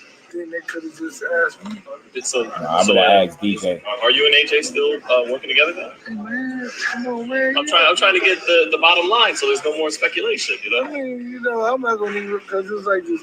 What's funny about it is it doesn't even need to be talked about. Right. Because somebody, I don't know, people like this. People made up the Frank Martin. First they made up Errol, then they made up Frank. That's AJ. Right. So tomorrow's gonna be Ryan. DJ said y'all heard putting smart on his name. Leave me out the cold, man. I mean, you know what? I don't know what to say. I don't know if you saw the video that Deontay Wilder posted up saying that he accepted Anthony Joshua's call for a fight in December if possible. And what is it that you think about that matchup of well, you know what? You know what I told AJ yesterday. I really did, to be honest. They busting his chops with these questions, y'all. He was in Texas for the, he was at the big. They busting his chops. It doesn't sound like he's not being trained by you anymore. Instead of that, he's still talking to you every day. I told you yesterday. So, how do you think the Wilder fight could go? That would be your third fight together. I mean, he's a good fighter, man. He's a guy who's he has a lot of power, big puncher. It's neither here nor there because I don't know about him. Remember, I don't train him anymore. Not that actually landed it. I'm with you. Not that actually landed it, though. That's not my problem. Go ask Ben Davis. Exactly what you're talking about. Hey, man. Okay. Yeah, no, but really, no. I mean, it's crazy, but people gonna speculate. They gonna do whatever. Right, absolutely. Just, Joe, what it do? They're not gonna do about it. But this what it is. It's not that they want. It's not that these fighters are leaving me. It's that people want these fighters to leave me. That's what there you go. Yeah, and if you there you go. That is the answer to all of that. How did he even train that? How the fuck did he not? Hey, how you not? Talk that talk, DJ. 8 years at a champ, 7 years at 2 champs. That's 4 years only training in the world of how many 8 billion people to have 2 unified champs. And then one guy become undisputed, one guy. So like, what are they talking about? Man, talk to him, DJ. I like that energy, man. What you talking about? How he's training every year? How is he not? Probably in your eyes, there's nothing to redeem, but with the boxing public or whatnot, redeeming himself, beating Tim Tszyu. I think he has to. I mean, I think it's all for himself. You know what I'm saying? So not so much about redeeming for everybody else, because you can't live for the other people. Right. But I think at the same time, if he wants to do it for himself, it's on him. If you don't care about them two, you don't care about them two. But if he really wants to, go get it. From what you saw in Tszyu's last fight, did you think to yourself, you don't watch boxing? This is what happens. This is a misconception. I watch the people that we fight, and I watch the big fights. So if he's not fighting a big fight, I may not watch it. I may not see it. But I saw like maybe a little bit of Tony Harrison, like I walked in right when he knocked him out. So I don't try to get to see the fight. But so I do watch boxing people. So I just don't watch. I'm not gonna watch the fight unless I gotta watch. If I have to, DJ, like, man, I am boxing, bro. I'm not watching more fights than I have to, bro. We watching the people we fighting, and we watching the big fights. All that other stuff, bro. You ain't in the big fight. I ain't watching it. So there you go. That clears up that too for the people that was saying, is the fact that DJ don't watch boxing. Did that hurt him and Errol Spence in the fight against Crawford? So that kind of clears that up. And I don't know about y'all. I heard that several times. People interpreted when he said that they interpreted what he said as him not watching boxing at all. So again, he basically telling you he doing the necessary homework that he need to do for the fighters that he's training, for the guys that he's fighting against. And if it's a big fight, he'll watch it. If you ain't in a big fight, he ain't checking for you, champ. You know what I mean? He had the level, man. He training, he was training the undisputed. Got a guy to undisputed, one guy unified champ. Like, he ain't got time to be playing with y'all, man. You ain't in the big fights. You ain't on his radar. Nah, but that's pretty much what he's saying, though. So I ain't mad at that. He's been seeing that fights there aren't his fighters, right? Right. So again, he watches boxing for the people that thought he didn't. Better be finally faced off. Did they? Where they do that at, man? I got to see that. The face off alone got to be worth money, right? Watching Crawford on the All Access show. Okay. Said Loma Dad don't watch boxing, but you never hear him say Loma Dad don't know what he talking about. Yeah, you would never hear him say that, bro. You would never hear him say that, hen dog. You're right. Keyshawn spend weed. Oh yeah, man. They did my boy in, man. You know what I'm saying? He smoked a little J. Yeah, you did. Better be you cooked him too. Did he? Where this happen at, man? In our dreams, Rosia? You said check Twitter. Who Twitter is it on, bro? Who Twitter is it on? Let me finish playing this because it's almost over, y'all. And we're going to get into some other stuff as well, man. Have to studying and watching over and over. What did you think of the fans being like, Jermell showed up to survive? All that. I mean, I just think that because you can't go back and forth with people about their own personal perspective. They're doing whatever they're doing. James ain't going back and forth with y'all about Mel giving up in that fight. In a whole nother weight division. So how can you say he's surviving? No, you're surviving because you're not living your dream. He's thriving, regardless if he lost the fight. You're surviving because you're not doing it. Now, Derrick James, you had me all the way up into that. Don't do us like that, bro. Don't do us like that. Don't act like we crazy for feeling like that man got in there to survive, because I do recall you asking him, specifically, about if he want to win or do he want to lose. Like you clearly know that bro wasn't doing the stuff you was asking him to do. So just respectfully, like that's why a few of us or a lot of us feel like, bro really wasn't really trying to win like that because he wasn't. You know what I'm saying? We know that. Don't bring the money up, please. Don't bring up the fact that he made the money. That's only gonna make the fans mad again, because we know he got paid, right? We get that. But he ain't do a whole lot of fighting, respectfully. That's the one fight in his career. He ain't do a lot of fighting. For one reason or another, I get it. I respect the undisputed in the other weight class. which is why I was against him jumping up 2 weight classes with no with no acclimation and fighting the toughest guy there. You get what I'm saying? Because I knew that was an uphill battle coming off a layoff, broken hand. You just name it. It was an uphill battle. He shouldn't have been in the ring with him. See, but they ain't gonna say that though. Well, I'm not against Mel getting paid. I'm definitely not against it. But I'm against with a guy's reputation being reduced to one fight where he looked very bad in. And that's what happened with Jermell Charlo. Up until that point, nobody questioned if he had the dog in him, if he was a good fighter, if he was elite, if he was a top dog, none of that. You go in there, you fight an uphill battle, a fight that you more than likely, if we're being real, you shouldn't be in. And look how your reputation just gets soiled all in one night, all in one fight. And then it's going to look like it's for the check. So again, people are not going to be able to rock with that. And I hate the fact that his reputation is not on solid ground. It's crazy. He lost the fight before this, but it's really another loss. And they questioning if he ever was a dog. He a cub. He not a lion. Just think about that. We didn't need Jermell Charlo to jump up 2 weight classes and fight Canelo Alvarez. We backed it because we backed Jermell Charlo because we understand what he brings to the table. You get what I'm saying? So we're not against a guy daring to be great or challenging yourself. We cool with it, but I'm not personally cool with the way his reputation is looking after losing a fight to a guy that if we're being honest, shouldn't have been in the damn ring with. That's all it is, man. Like, you're not going to keep spray painting BS fights and calling them gold and saying, you get what I'm saying? And I got a clip from Demetrius Andrade, and he spoke on that. He said the same thing I said, man. So can't keep dragging guys up from weight classes that they don't belong in and calling it an undisputed title defense. That's wild. It's disrespectful to the people that's watching you. It's just crazy, man. It's wild to me. Man, I ain't watched that below. Yeah, me either. Hey, Remo, I'm right with you, bro. I didn't watch it. I ain't gonna lie. You ain't alone on that one. Simply because of how the fight played out, I was so uninterested in watching that. I didn't even take a peek at it, bro. I might have seen some like flipping past it, but I didn't watch none of that, bro. I just couldn't do it. And a lot of that version of Charlo could easily outbox Tim Tszyu if you think about it. Yeah, Canelo was just too big, hen dog. I'm with you. Canelo was just too big, way too big on the night, and he shouldn't have been in there.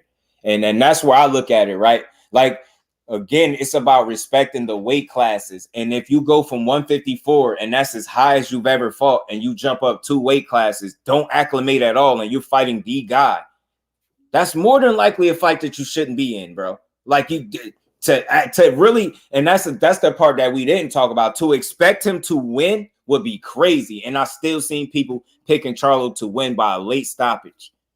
A late stoppage, a guy that you ain't see get hurt since he was like 19 years old. It's crazy, man. It was just an uphill battle. It was too much. Yeah, that's what I'm saying. So look, now I know it'll look like a tail tuck, right? And I'm with y'all. I just want to make sure we being clear. But again, it's like, you don't fight that kind of fight. That's not a fight that you should even have been in. And you know why we know that, bro? Because any fight that we've seen him in before where he fought in his weight class, he's never looked remotely close to that, right? Because he was fighting where he belonged at. Some could argue maybe he even had a chance to jump up to 60 and fight somebody there, right, out the gate. But 68 and you fighting Canelo, a dude with 60-plus fights, that arguably, I don't care what nobody say, that arguably is sampling with clenbuterol because we know they increased the limits after he got caught. I'm just calling it what it is. And at a fight where they saying a guy looked brand new, I have issues with that. He brand new. This guy standing up in between. Man, he's standing there. This dude ain't take a seat the whole fight. He didn't get tired. Like, bro, I'm tired of that. I'm tired. All of us. This dude went from wearing sleeves on his elbow and training and sleeves on his knee in a certain fight to now he don't need the sleeve no more. He never got it surgically repaired. He's just fine. Man, I have issues. Like, I be having questions when I see certain fights. Like, that is the prime example, in my humble opinion, of a setup fight.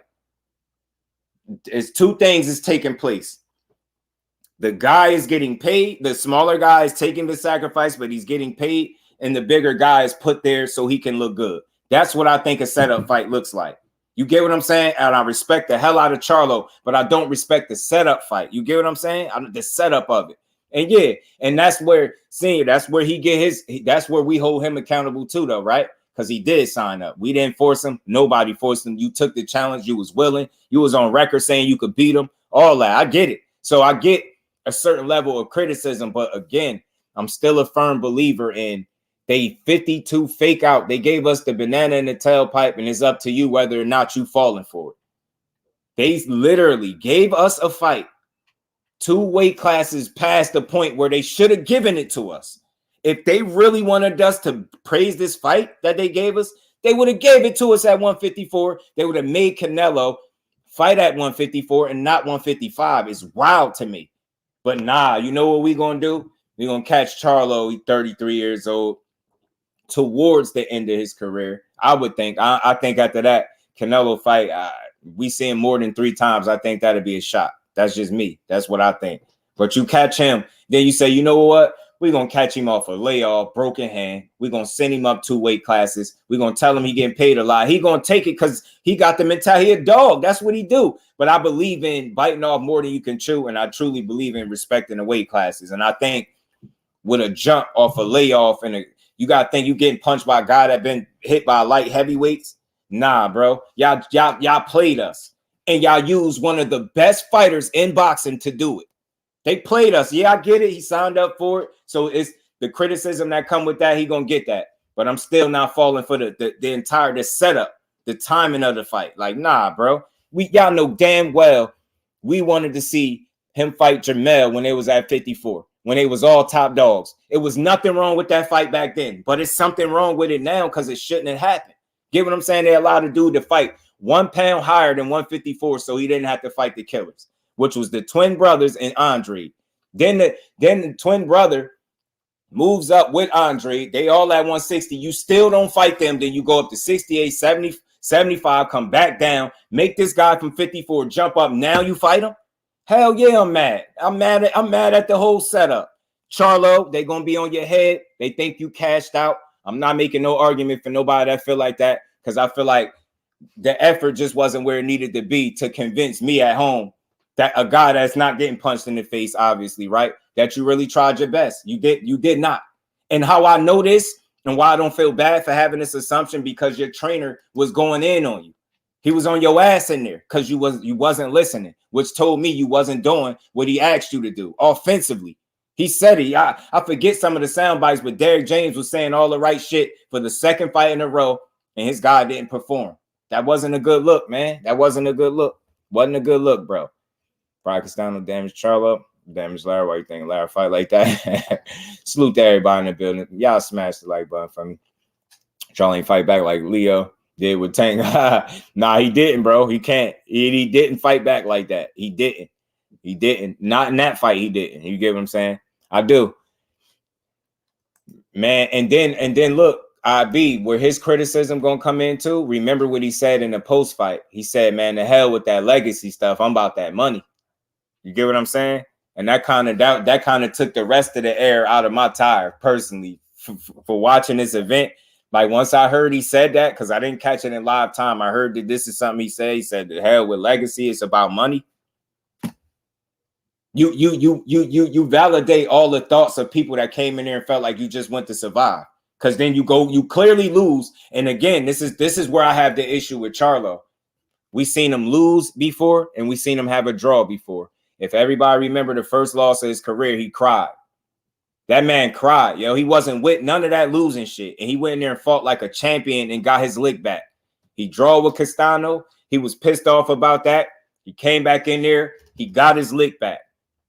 Goes in there with Canelo, puts on a flat performance, don't really put up the effort, and he's smiling after the fight, talking about, before the fight, he did it for the culture. Nah, I don't know what culture that was, but it's not the same culture we rocking with, bro.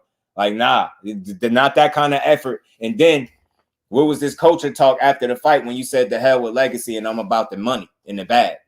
This is what you said. So that's where my criticism lies. That's where my issues at with him, the way he played the situation, man. Like, I wanted to see, I ain't saying he had to be depressed, you know what I'm saying? But I wanted to see some type of frustration that, damn, I just went in there and I just didn't look good at all. Not that, yo, I just went in there and I tried. I ain't getting knocked out. At least I ain't getting knocked out. You get what I'm saying? And I got paid. I ain't no loser. Like, bro, we don't watch fighters to see them get paid. We watch them to see them fight. and we watch him because of the shit a lot of times that they sell us in them press conferences. And the stuff that he sold us, he didn't deliver on. So he got to eat some of this crow. Got to eat a little bit of crow, bro. See, he said he did it for the culture and then turned around and said it was about the money. It's crazy, bro. He did us dirty with that one, man. I just didn't like that. I felt like that was a shot at the people that support you, bro. I'm like, damn, you ain't have to say that. You could have kept that to yourself.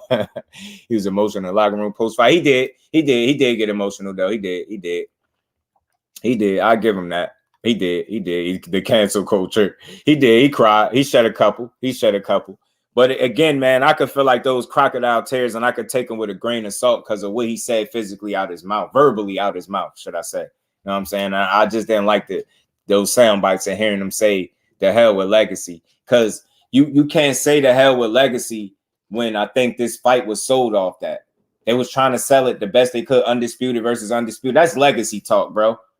You don't get to then shit on the same legacy that you said you fought, that you was fighting for. That's the confusion with me as a fight fan, a supporter with Charlo. Like, what are you talking about? Why is it the hell with the culture now? Or it ain't about legacy when this fight was built off that. This is why people was tuning in. They're like, oh, this man is undisputed versus undisputed. He's daring to be great. Not based off what he just said. He was like, man, I dared to go get that money. And that's what I went and did. And that's all I'm saying. And I rock with him. I won't tear him down. I won't reduce his career to this one moment where he just didn't look his best. I'm not one of them dudes. He's a solid fighter. He's always been that. He showed me solid way more times than he hasn't, right? This is the only time he showed me this part of Charlo. And I don't think you will see that version of him in the ring again. Respectfully, I just don't. And why? Because I think from this point on, any fight that he do take, it'll be fights that he's supposed to be in. You get what I'm saying? And not 14 pounds north of where you campaign at. So it's tough. It's tough, bro. Salute to my bro Alden. I would get emotional too if I made millions. Right. We could look at that a couple ways. Fate, you like, man, I just cashed in and I need this bag beforehand. Man, we eating good now. Charlo boys back on the map, lines only. I'm still rocking with lines only and both Charlos, but I'm not rocking with that performance. Respectfully, I think I can say that as a fight fan. I'm not rocking with that performance, particularly, but I rock with Charlo. I rock with Jamel and Jamal Charlo, but not that performance. I didn't like that one. That one, that's not a fight that I'm going to ever go back and watch. For obvious reasons, I'm not watching that, bro. Hell no. You got me once. I ain't watching it twice, bro. I'm not interested in seeing guys get rich for mediocre, efforts. I'm not cool with that. You get what I'm saying? So I won't even subject myself to watch that again. And he tried getting Tank out of there. Oh yeah, Leo. Yeah, Leo tried. I knew he messed up when he started getting he started falling into those patterns. And I feel like the most of Tank opponents do fall into those patterns. They get comfortable because any success that they have is a win for them. So if they have success in a certain area, and tell me if I'm wrong, the tape don't lie. If Tank opponents have a success in a certain area, they get excited and they keep going after that. And then it becomes a pattern. And then for Tank, that's knockout. That's a knockout written all over it. Once he pick up your pattern, you're gonna get knocked out. 100%. Jamel's on the Bulls gonna play me like a sucker. What happened to the killer instinct? I think Dre, a lot of that had to do with the comfort that the financial comfort that was coming with this fight. And I think he knew he shouldn't have been in there with him too. I think he knew that.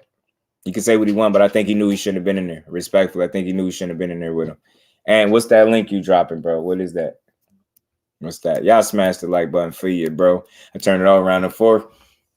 Hey, Dre, man, that was the first Charlo fight that I've ever watched that I wanted to turn off. I ain't gonna lie. That was the first of any Charlo fight that I really wanted to turn off. I was a little frustrated by it.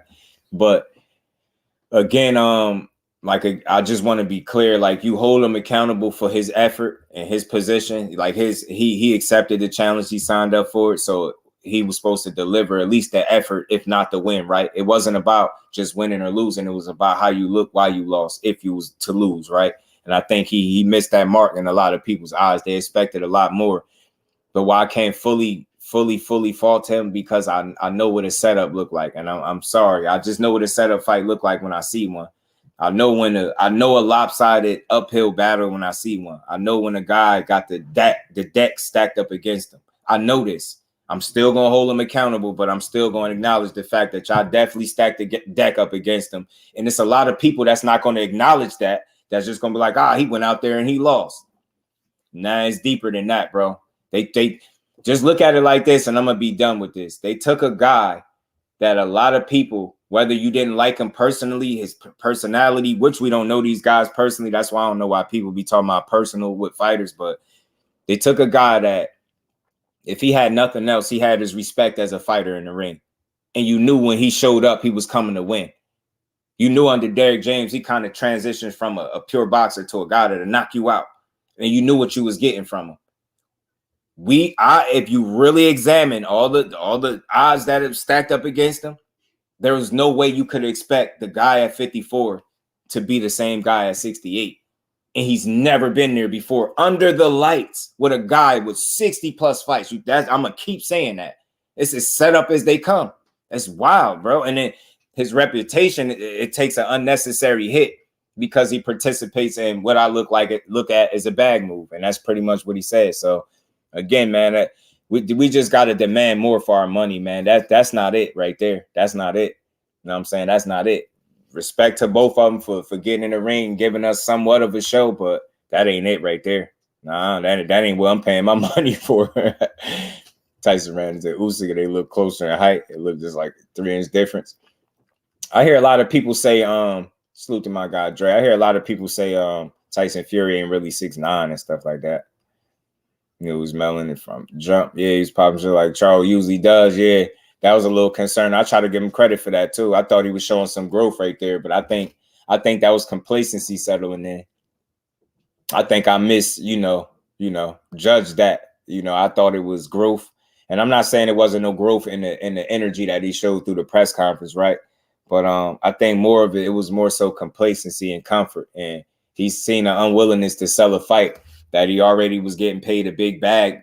Regardless of the outcome, his money was etched in stone, and I think from an energy standpoint, from the press conference to the actual fight, he didn't give what they be saying. It wasn't given. It wasn't given. It wasn't given. It wasn't given, y'all. It wasn't given. He about 6'6", 6'7" for real. I hear people say that next gen for real. I hear that a lot. 6'7". I hear a lot of people say he closer to Wilder in height. Chats for a breakdown of Benavidez versus Andre fight. Oh, you talking about the posting thing. Ant McQueen might be in the building to give you a good breakdown of posting, because Ant is the film expert in the chat. I hear gonna say Ace Tanks and no contracts. Oh, you talking about Tank. So look, man, let's talk about it, man, because it is being talked about, and I might as well bring it up, being that y'all speaking on it in the chat. I don't know if y'all been seeing it, but I'm hearing it. I'm hearing the little whispers about what Tank possibly want, and I'm hearing it's Devin Haney. I'm hearing it could be Teofimo. I like all that. I like all that smoke. Look, if I could get one of them fights, if I could see Tank get in there with either one of them dudes, let me see it ASAP.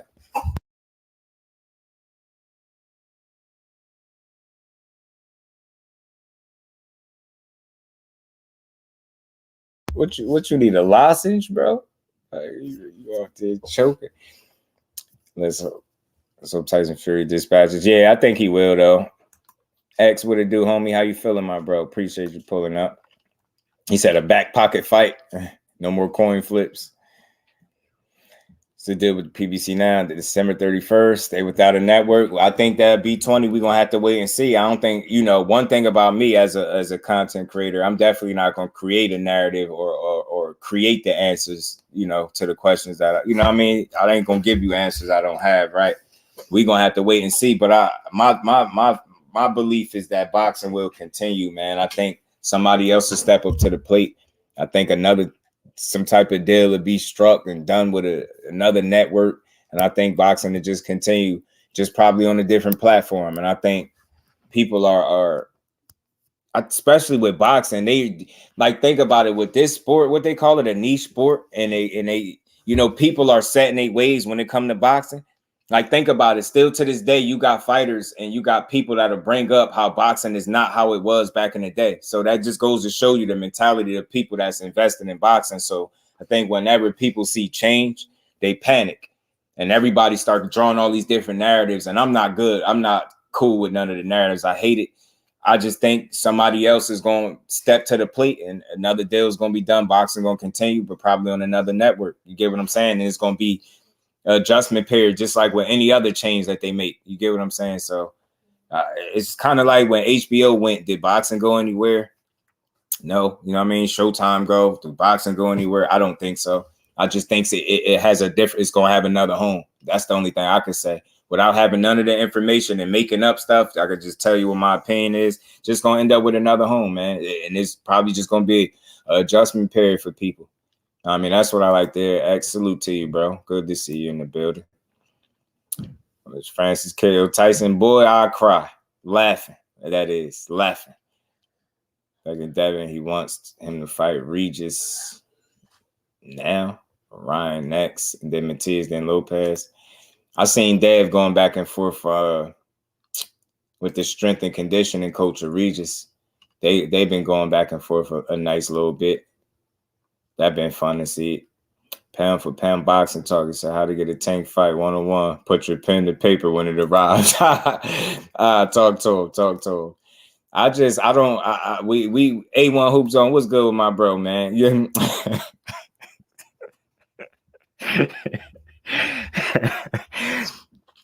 Oh man, A1, man, you ain't ish, man. You ain't ish, bro. You know what I'm saying? I'm trying to get y'all I'm trying to take y'all to Jamaica today because they putting labels on my man Keyshawn and we ain't going. You know what I'm saying? This is just a representation of the J that he smoked, you know. The beat goes on, right? Right, he's saying Ryan and Rolly contracts, right? Hey man, look, man, we could talk about it because we always talk about it. It'd be the elephant in the room, and look, he is one of the absolute faces of boxing. I don't care if people want to call him the face, but I'll say with confidence, and regardless of anybody's cosign, is Tank Davis, in my opinion, is absolutely one of the faces of boxing. It's hard to kind of knock him for that, and I'm not about to get into all the weird different stuff. But look, man, I love to see any of them fights. Jake Paul's supposed to announce it December 15th. Hopefully they will announce Shadeja. And Dub already know. Man, and let me know, man. I hope so. I heard her say something and she couldn't announce it yet. So I'm hoping that's what it is, Dub. I'm hoping that's what it is. I don't want to ask her and pry. I just want to wait till she drop it. But you already be on point. And if you guessing it, I can see it happening because you always logical. So I can see that being the case. And I just want to see her get her shot. But yeah, man, speaking of one of the faces of boxing, man, look, I just want to see it. And when it's all said and done, I just want to point something out. If you never heard nobody say it, I'm going to just reiterate what we already know. People will say who he won't send a contract. They'll say who he won't fight. But let's talk about who he did fight. And you could try to knock the opponent selection all you want, but the fact remains his contracts was sent, right? People got in the ring and they fought. Get what I'm saying? Rolly got his ass in there and got smoked. You know what I mean? Hector got his ass in there, got smoked. Ryan got his ass in there, got smoked. You get what I'm saying? I think at the end of the day, them dudes all received a contract, obviously, for a fight to happen, right? Now, I do think, you know, with the bigger names and the more competitive fights, I think it's going to take a lot of, you know, the right people to be on the same page for the fights to happen. But I can't count out no fight being made because, again, I'm gonna just tell y'all I was being told that Errol Spence and Terrence Crawford would never happen because Terrence Crawford was scared of Errol Spence. People told me that, and they said it with confidence and they meant it, bro. So it's like when I hear that and then I see the fight happen, and then not only do the fight happen, we mess around, we more than likely getting another one. So think about it. People went from telling me that never happened to you possibly getting two. So. Just so with that mentality, that mindset alone, I just can't take fights off the table as an optimistic boxing fan. Now, I get it. Some people feel like, nah, they ain't going to give it to us. They ain't been giving it to us. I get that too, but I just don't want to look in boxing in that light because I'm not giving people excuses and reasons not to make fights. So I don't see reasons why they can't be made. I just don't see it. You box You in the same weight class, make the fight. I ain't trying to hear no sounds of the streets and none of that. D-Free was good. Yeah, man, my man went to Jamaica for a trip and they hating on him, man. D-Free. OTB Boxing School. What's good with OTB? How you feeling, bro? Man, yeah, he went to Jamaica for a day. I'm not arguing with niggas. Tell you fight here. Now I get it, but see, it's always Jonathan. I always take the stress out of the conversation. I mean, with me, it's never an argument. It's always a conversation, and I just try to put stuff on people's mind, and I say things that make sense, bro. Don, what it do, homie? How you feeling? Opulent LDTV, blessings, family. How you feeling, bro? Everyone to see Justice who asked for Rolly. I get that, but I think at the end of the day, it just shows that fights are made, right? It's not necessarily saying you expected that order of fights from him, right? You get what I'm saying? It was some people. Remember. I mean, I know you was around for it. Remember when Ryan and Tank was signed, people were still saying, I'll believe it when I see it in the ring. When I see him get in the ring, it was people thinking that fight was going to happen, right? And it happened. Whether you really asked for it or not, as a boxing fan, if you follow the history, you understand why it took place. You get what I'm saying? You literally had a guy asking for it. Like, so I just want to point something out too. And again, y'all know I'm jerseyed out. Y'all know what my boy, y'all know who my boy is. So, and I'm still neutral when it comes to boxing as a whole, but Ryan pursued it in a sense. He made it clear that he wanted to fight. Rolly was another one. Talked all this Tank stuff. He literally, we literally was saying he talked his way into a Tank fight. Ryan Garcia talked his way into a Tank fight.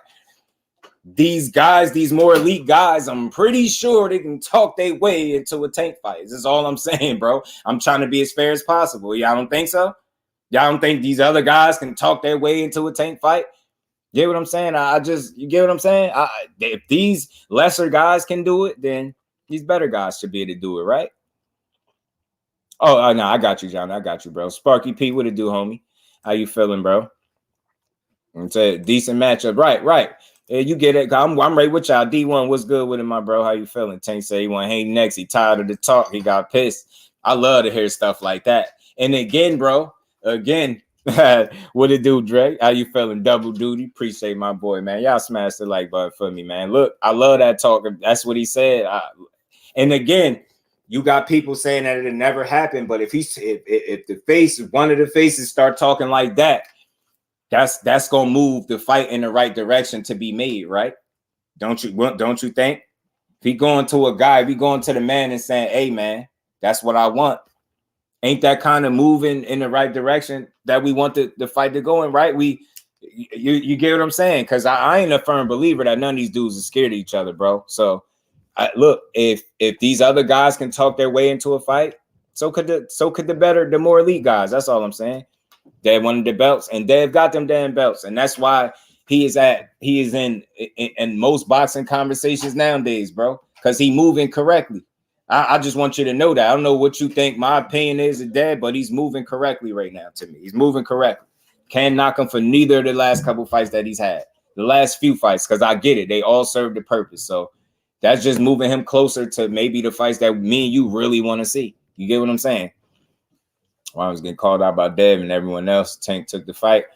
I don't know, because it's like, I don't know. I just seen Ryan. I seen so many instances where he was calling for it. You know what I mean? Calling for Tank. You get what I'm saying? And then he finally got what he asked for. You get what I'm saying? So I don't know. I'll watch Ryan fight Haney too, man. That'd be fun. Salute to your son, man. Good, best of luck on that playoff game. Tell him to get right, D1. That's what I like to hear. It was either Gary or GC's to play for me will be fire, man. Dub, talk about it. I definitely tune in for it. Man. Long overdue. And again, people, you know what they'll probably say? Well, Gary never fought at 35. He been inactive. Who asked for the fight? Gary asked for that shit. I seen far too many interviews. Like, I've seen enough Gary interviews talking about Tank that at any point they give me the fight, I'm gonna be cool. That's how much like content he's giving us with calling Tank Davis out. So they'd be like, well, Gary asked for it? Who asked for it? I want to see what he'd do against a guy that he's been saying for years that he'd beat up, that don't want to fight him. Stop being a hoe. Like we know the story. He used to go crazy on Tank, like talking crazy. Like, damn, every time this camera come on, he say something about Tank. Patrick Bell, what it do, homie? How you feeling, bro? There you go to Sean Tank fight. I ain't said that if you don't do it, then Devin duck Tank straight up. You know, I hate the duck stuff because I know a lot of it'd be a lot of moving pieces, and I know a lot of those pieces got to line up for these fights to get made. So I don't necessarily jump on the duck talk. I think a lot of that stuff be premature.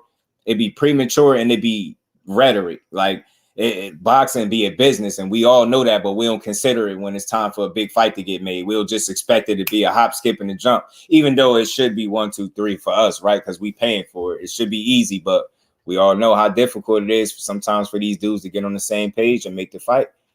That's why I don't push the duck narratives on dudes. The best storyline in boxing. Imagine the press conference. I'm telling you, the legendary sparring sessions, Jonathan. I'm telling you, the back and forth, all the people feeling like Dev trying to be like Tank, all that stuff gets put to bed with a fight, bro. That's the beauty of it. All the back and forth, all the mugshot sharing, and all the sneak dissing, the watching Tank fights and making the most negative comments that you could possibly make while he continued to knock people out, make people forget if they got knocked out, all type of weird stuff, making grown men take naps against their will. While he's doing that, he's being hated on. So you put all of that into the ring, and you got one of the best fights that boxing could deliver to us. I don't care what nobody say, and I don't give a damn what weight it's at. I'm telling you, Tank is going to be Tank regardless of the weight, in my opinion, man. That's just what I believe, right? So, if it take for it to be a 140 type matchup, you know what I mean? I'm with it. I love to see it, bro. I just would. I'm always going to be willing to talk this matchup. And look, I hope Tank did tell Al he won Dev. I hope so, because I hope that'll get the ball rolling in the right direction. So people could stop saying Tank won't fight this one or that one. You know what I'm saying? Because I've been firm on saying I think he'll fight anybody, right? So that'll just be proving that. You get what I'm saying? That'll be one step closer to it. Bigger Tank name grows, the more outrageous the minimum request will be, aka pricing themselves out. True. That is a possibility, bro. As a fight Tank at 35 now, it came out his mouth, so we gotta do it. Ooh, big dose. That'd be, man. That. Listen. It's almost, this is my opinion. It's not skill or talent, right? It's health. I think if he entertains a lightweight fight with Tank Davis, I think that's a handicap match. I'm being respectful as I can, in my honest opinion.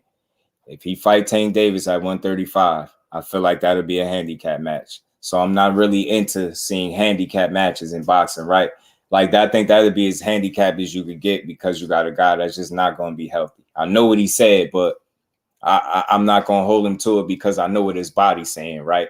What he's saying out his mouth is in an effort to, I think, appease people, please some of the fans. You can't do that. You can't make everybody happy. But what you could do is you can make everybody respect you. And how do you do that? In my opinion, if you're a guy that can no longer make a weight class that people are still thinking that it's a chance that you go down there and fight a guy like Tank Davis, you say, man, look, I know what I said, but I know how my body feel. There's no way I could make that weight class. That man want to fight me, come to 140, and we could fight immediately, right? I think that's the only thing that makes sense. To go back and forth on it, it don't make sense. But I think he can just get right in front of that and say, hey, man, put all that 35 stuff to bed. I'm not going back down there. My body been told y'all that. I should have been just said this. I'm at 140. This is my home. Anybody want smoke with me, come to 140. You dig what I'm saying? And I think there's no way you become less of a man for saying that. You're transparent with the people. You real with yourself. You can sleep good at night knowing that you ain't fluff. You ain't lie to the people. You just told them what it was. Hey, man, I can't make that weight. I know what I said in the past. I can't make that weight. Just can't do it. You get what I'm saying? You shouldn't want to see him unhealthy to see that fight. I don't, right? I'd rather see both guys healthy, but I think that's what he should say. That's just my opinion, right? And just tell them, look, I ain't making that 135 stuff is over. And I think that'll be put to bed if he vacates the belts and continue to just be at 140 where he belongs. You know what I'm saying? That's just me. I think got to pay him well if you want him to come back down. I think, Joe, I don't think it's no way that you fight Tank and don't get paid well. I really think that he's in that kind of position. I could be wrong. I mean, tell me if I'm wrong, but I think whoever you are, you're going to get paid. You get what I'm saying? And why should it be any different for Devin Haney? He's definitely a top guy. He definitely should get paid like one, right?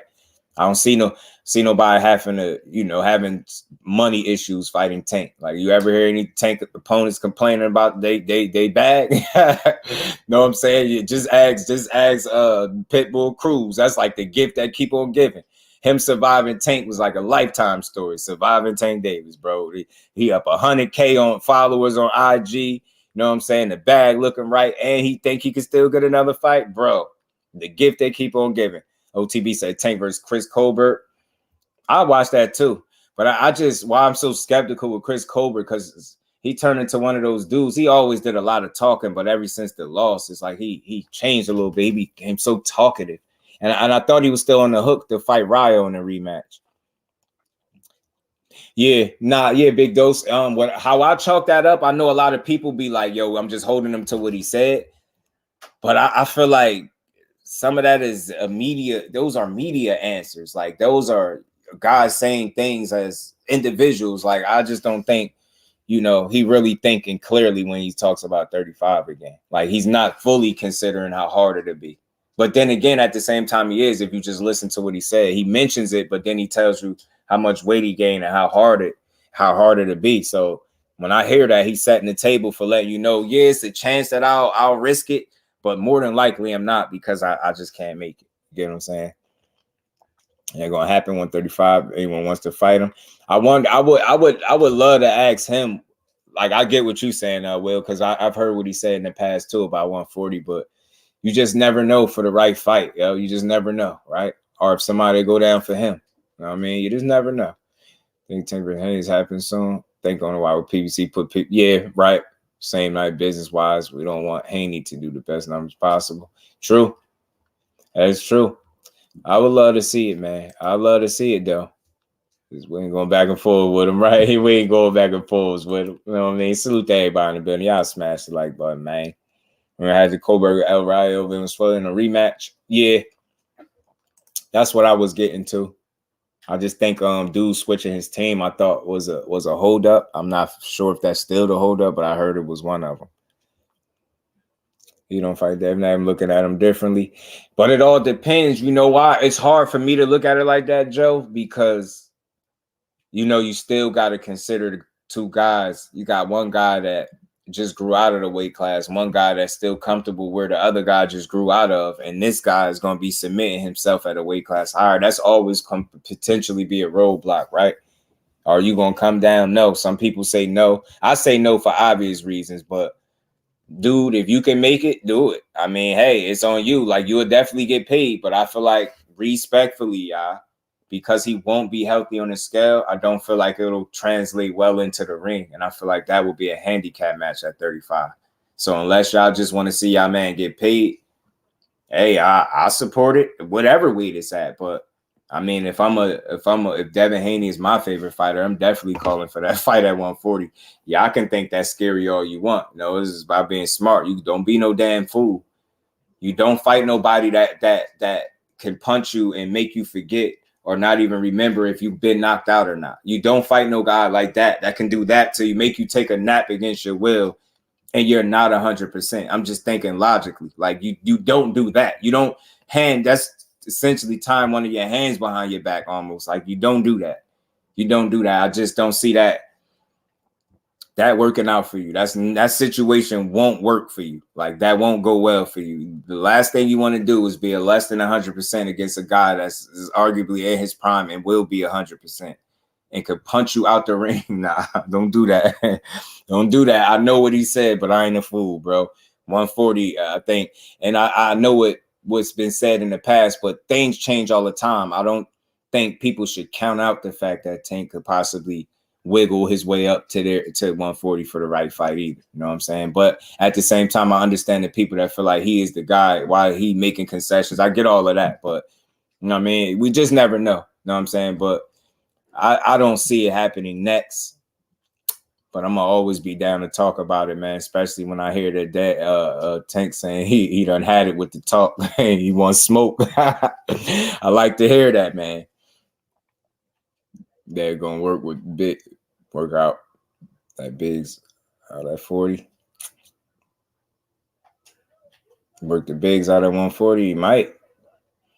We'll talk to him for a long, a bigger name with a country from unified day 150. I wonder what they're projected with Regis. Yeah, I hope him and Regis do well. I really do. I hope him and Regis do well. I mean, hope he double his numbers from the last time or something. You know what I'm saying? Him and the trainer been going back and forth a lot, which is, I think, bringing genuine interest to this fight. They've been going at it. That's the trainer talking to Dad, man. Evans Tobler been on it, bro. He been on it, bro. Been talking crazy. He said all we have been doing is knocking bitches out. And this one ain't no different. See you bitches December 9th in the backyard. Let's play Lil Dev. He said, let's play Lil Dev. He called him Lil Dev. You got some growing to do. Just remember, it's impossible to gain any power, any muscle in 7 weeks, sir, if you don't believe me. So that was one of the things he said. Dev had a little comeback too. He said something. He definitely ain't let him slide with that. They've been going back and forth for a little minute. It's entertaining to me. I like to see it. Yeah, they still going at it, Shower. They still going at it. No, but Tank Smooth Devin at 142, just my opinion. Hey, man, I was trying to stall him out, OTB. Look, I think he a complete athlete. I think a lot of people that fight him don't understand that. I think they hung up on the power, and I think that's all they try to prepare for. I think that's why Tank Davis opponents continue to fall short. Like, I don't give a damn if you get in a fighter meeting or a press conference and try to say, yeah, he can box and all that. No, are you preparing for a guy that can box and punch? Because one of the first things that typically come out of people's mouth is something about his power. And there's nothing you can do about how hard he hit, but it's something you could do about the way you approach the fight with a guy that's punching like that, right? And are you prepared? And I just think a lot of dudes don't be prepared for the complete athlete that he is. That's why he ended up beating their ass, knocking people out. Same result. Just want them to say the arena. I get you, Jonathan. I say that because the pay-per-view could be a reflection that we really supported a good event. And I think that's what that'd be. You know what I'm saying? Salute to him. Most people feel like, I don't want to say most. I want to say some people that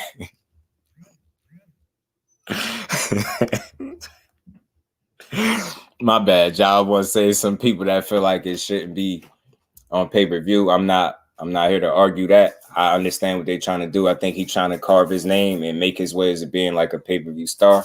How could you do it if you're not fighting on pay-per-view? So I think that's the goal. His last one was that on pay-per-view. He wants this one to be on as well. And I think moving forward, if he have his fights on pay-per-view, I think that's what he'll want.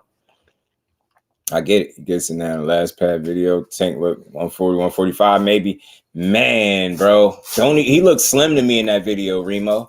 He looks slim, bro. Oh, matter of fact, I think I got it. JJ was good with it. Yeah, man. He did Barrios dirty. That's why I'm saying I know what he said, but people, things change. Just don't ever forget that performance. The average guy that was coming from lightweight that's going up to 140 or 130 to 140, however you want to look at it, it's 5'5.5" is not going to beat up and knock out a guy that's 6 foot, 6'1". It's just not going to happen. That's why I say it takes a hater not to see what Tank Davis is, man. I understand you want to see it against the elite, but you still got to understand what you're saying. Shallon was good with it.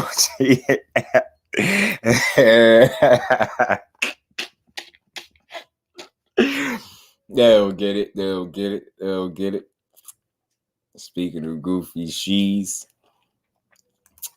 I want Tank to fight Haney more than anything. I think so too. I want to see that fight for him more than any other of the other guys that I could pick. Only because of the resistance. I don't see I'm part of the support system for Shakur. I don't see people going above and beyond to go at Tank. I see the Haney fans or his fan base, the people that rock with him the heaviest, they typically think Tank won't go nowhere near him. So for that reason and all of like the back and forth between the two fan bases, I would like to see that fight more so than any of the other ones. But I'll take any of them as I could get them, right? Man, yeah, man. You always got to see him in the ring. I always state that is, in my opinion, look, 135 is a handicap match, in my opinion, because your man won't be healthy. It's not because he can't fight. I want to be very clear. It's not because he ain't talented, skills, not because he's not elite, and none of that. If you're not healthy, I can't favor you. And if I know you're not going to be healthy, I think that's no longer 50-50. Like that, you not healthy against a healthy Tank, a focused one. That's not a 50-50 fight. That's logic for me. That's logic for me. That is not. But you at a weight class where you are healthier, at where you belong, where you won't be depleted on the scale, where he is not his most comfortable at, where he's not naturally at. Now it becomes back in that 50-50 type of ballpark. But I still see Tank finding a way, bro. I do. I don't think the 5 pounds would bother him as much because he's fought a guy. Trill, what it do, homie? How you feeling? He's been in there with the guys is bigger and longer, and the Mara barriers are bigger and just as long. So it'd be crazy. Meet at the weight they both are comfortable at. Yeah, that's something to think about. That's why I say it's always something to think about. It's always something to think about. What's that, Opulent? My bad. Pardon me if I'm slow today. Seeing people trying to say Tank to fight fighters that grow out the weight class. Not so much Tank is the face of boxing. People favorite fighters had to get a Tank fight, even though they not in the same weight class. That's true. That's true. I've seen it happen a lot in the hood. Word. What I miss? My bad. Who's the bigger guy? Tank smashed and sparring. I think that was Red Catch, Marquez. You stupid shell. 36 minutes of hell. It could be that, bro. It could be that if you ain't prepared, because that's what he is prepared to do. Number 50. My bad, John. This man's a fool, bro. Think he gonna beat them all, but if he doesn't, Tank fighters don't reach full potential or big bad, but don't owe EJ nothing. Tank don't owe Devin anything. It's all up.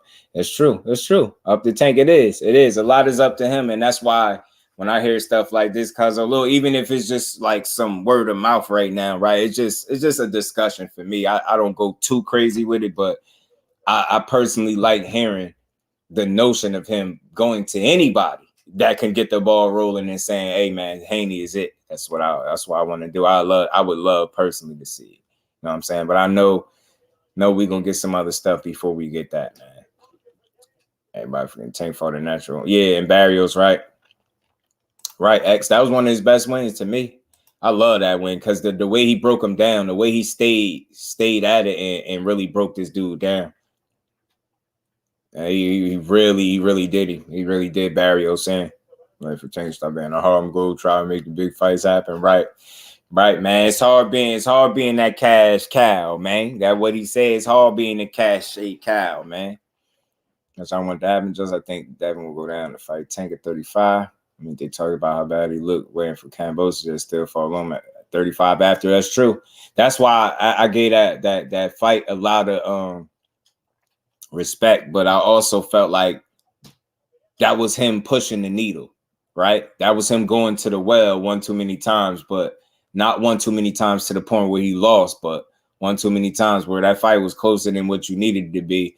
And there's a good chance that you wasn't 100% of what you could be in there with him, right? And you still found a way to win. So I respect the hell out of it, but how many times do I expect you to do that to yourself? Like me personally, being a fan of the sport, I don't want to see you deplete yourself to make a fight and then gotta really go in there with one of the that's just, man, that's gonna be all bad, yo. That's a nap, yo. That's slumber.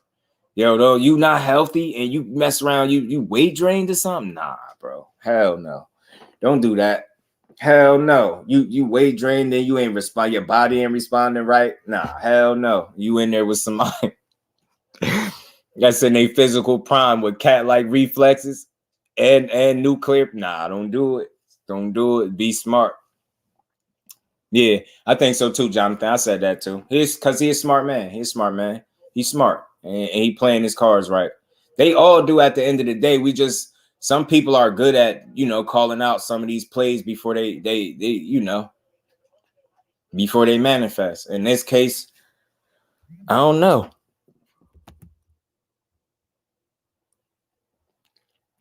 I can't say I predict what Tank is going to do next, man. But I could say I can only wait and see what he's going to do next, and then call it accordingly, right? Tank going to 140, 147 will never happen either.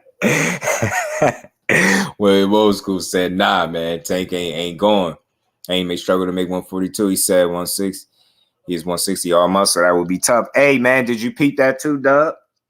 I had played a clip of his or an interview where he was talking about how much weight he picked up and how fast. And you got some people just speculating that they feel like he gonna be big for 142 and he not gonna be there long. And I just don't know. That'd be crazy. But I see him. He looks solid, yo, bro got his weight up. Dad look like he looks solid. Like if he ain't ready for nothing else, he's definitely ready for 140. Definitely ready for 140. You said I'm rolling with Mr. 36. Mr. 36. Man, that's but Jonathan, the same thing I think that you got confidence in is the same thing that makes me feel like if it's anybody that you don't want to give 36 minutes, it's these punchers, dude, that's gonna be there to the end. They carry their power the whole fight. Like it get tough, like to really avoid getting punched. Like I ain't saying it's impossible though, because we seen it, right? We seen it, but I just feel like both guys at their best is gonna produce a classic type fight. And then you got a Tank that's one of the most accurate power punchers in the sport. Dude, Lang, I think close to half of his power punches is ridiculous, bro. And that's power punches. And you typically you land that many of your power punches, you knock people out. So it's the efficiency that he's been able to sustain through his career that keeps me feeling like he has a better chance at landing a shot than get you all the way out of there than people think. Like it's hard, like because if we're just going off of what we seen rather than what you think or feel, then if you're going off what the numbers suggest. I'm a numbers dude sometimes because people like to say women lie, men lie, numbers don't, all that good stuff, right? Well, in this case, them damn numbers don't lie neither. And the last time I checked, dude land over, I think it's over 45%, somewhere 46, 47% is power shot, something crazy. It might even be higher, man. That's tough. And he's efficient with it, though. He's not wasteful with punches. He don't need a 6-punch combination to knock you out. It's not accumulation with him. It's that sleeping salt, man. Sleeping medicine, man. I'm telling you. Looking at the TV, truck back training. He's so strong. He might be too big for him, but I get you. I get that. High amount of range per year. Humans naturally can't gain more than 15, 20 pounds in a year. Naturally, that's the high range, right? Devin becomes a KO artist at 140. Is he on the juice like Crawford, so everyone claims? I say this. That would be extremely alarming if he just was to become a KO artist. What I think he was on juice, I think it'd be it'd be eyebrow raising, but I wouldn't jump to that. Because it's just no evidence, right? And I look at that dude, man. That's part of who he is, man. Him being a clean cut fighter. Tay, the real queen of MMA combat. How you feeling, Queen? I got you. Thomas is in there, bro. You can't damage for life. Tank, he good. Yeah, that's why you want to be at your absolute best going into a fight with him, and vice versa. Both guys want to be at their absolute best, right? You know what I mean, it's not just a one-sided thing. You don't want to be less than your best against nobody, especially a top fighter. So. But more so, a guy like being depleted is wild. Like, nah, don't do that. That could only lead to a net. Tank the most accurate fighter in the division.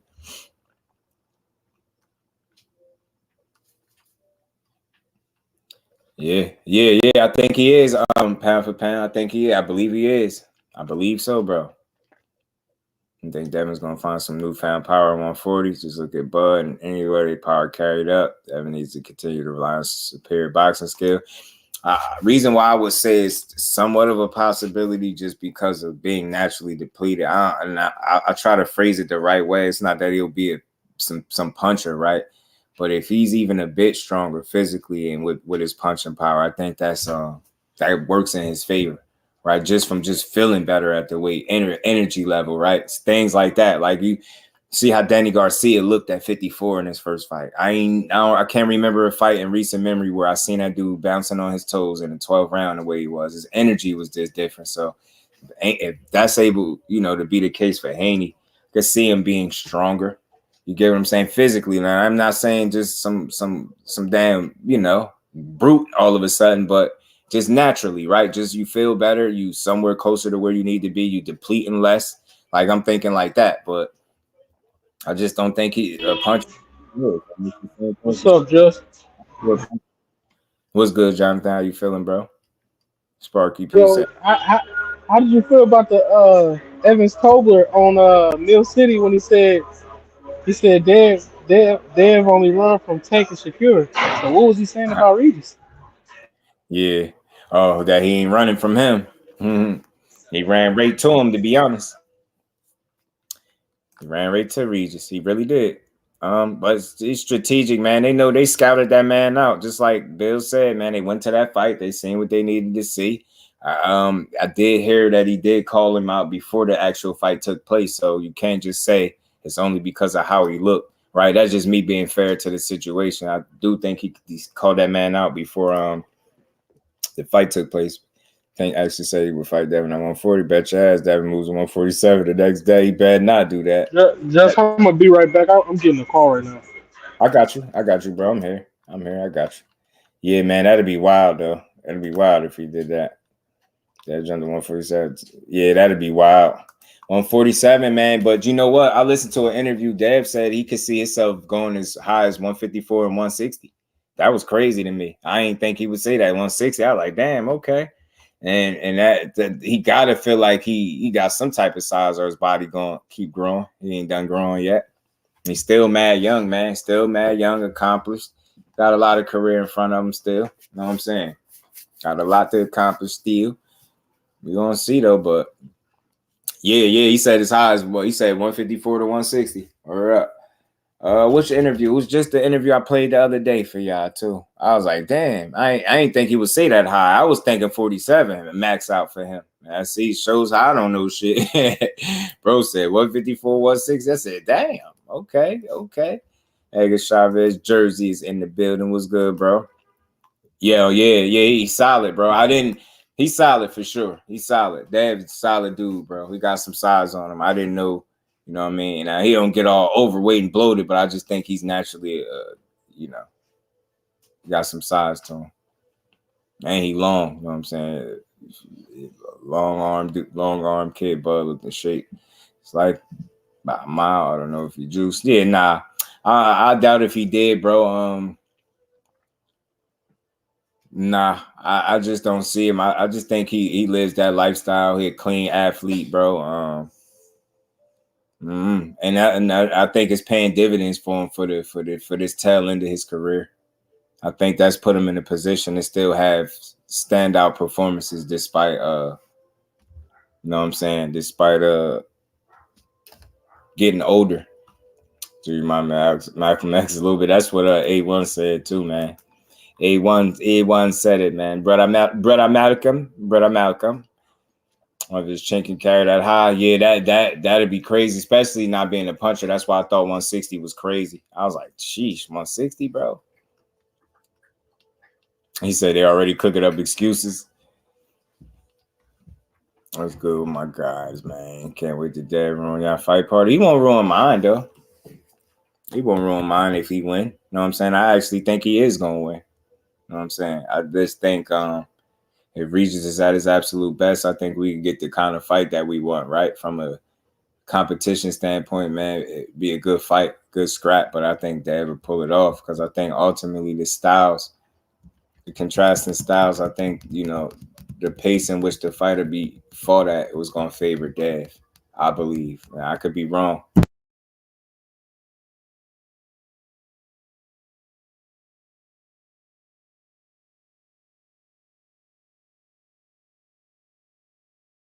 My bad, child. Dev, it get popped. It would And be Conte messing with drug tests. Yeah, that'd be wild. I couldn't see it though. I just think that man is he a gym rat, man. I think that's what one of Dad's biggest strengths, the discipline, the fact that he's staying at gym. Staying at gym. I know he gained some weight in between fights, but he's staying at gym. So and he's young, so he'll be okay. 9'3", 8'4" Dad is very well could be that. That 9'3" gonna look bad though. 8'4" might be respectable, but that 9'3" IB, if he do him like that, it's gonna be bad for Regis. It's gonna be a bad loss. Jordan C, what it do, homie? How you feeling, bro? CGM in the building. What's good, bro? Shout out to you. Regis. Yeah, man. I just hope, like I said, Regis strength and conditioning coach, man. They've been going back and forth still on Twitter. And strength and conditioning coach ain't backing down, man. He want all the smoke, y'all. He said he wants all the smoke, man. He want all the smoke. He said his man gonna be ready. Know what I'm saying? He said Dave can't gain no muscle. And no 7 weeks. That's what he's saying. He said 12 zips sweep. He do that, bro. That's gonna be very bad for Regis. You get beat up like that, bro. It's crazy. Nah, you can't get beat down like that. You get beat down like that, it's crazy. He been squeezing down almost detriment now. I was talking about him needing to lose again before the Regis fight, right? Evans make no sense when he talk. He just having a little fun, you know. I like Evans, man. I like Evans. He was coming crazy, bro. Evans Tobla. He was coming. He was talking his talk, man. Regis by KL. Let's go, Regis. I have faith. You got faith in the Ruger. The Ruger gonna get it done. Don't worry about it. Don't worry, y'all. We're gonna get it done. Hold on, what that? I had something in here. Dad said something back to him. Thought I had it in here.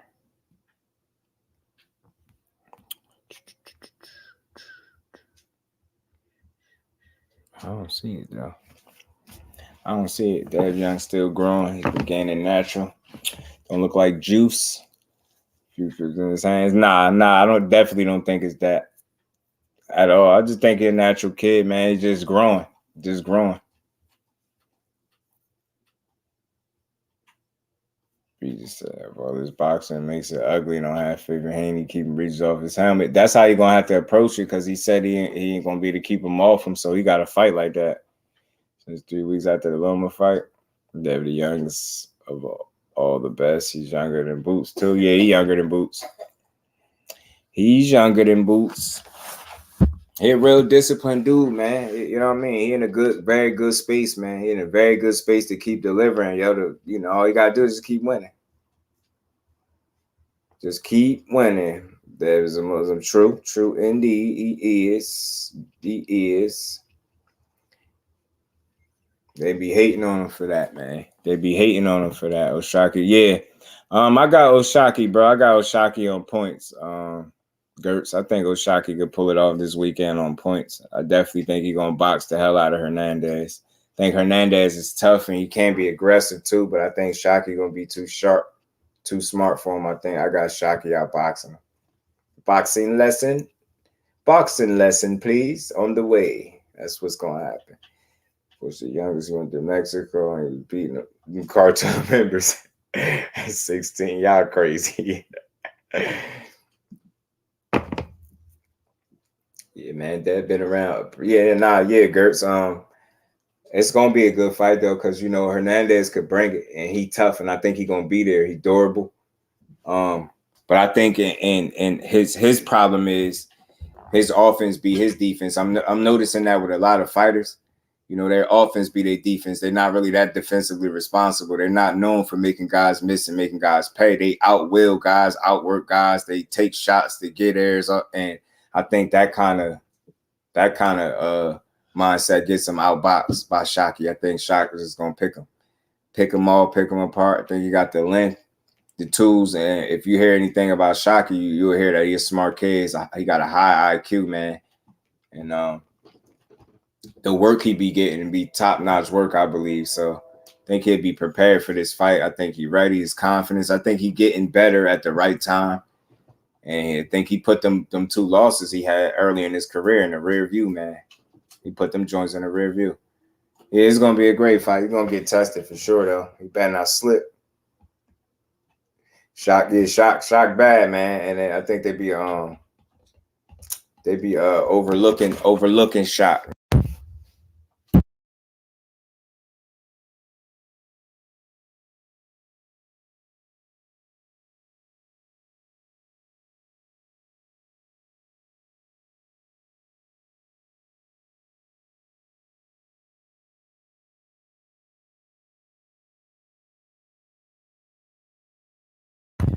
Said, do you know what time the fight's? 9 p.m. Eastern.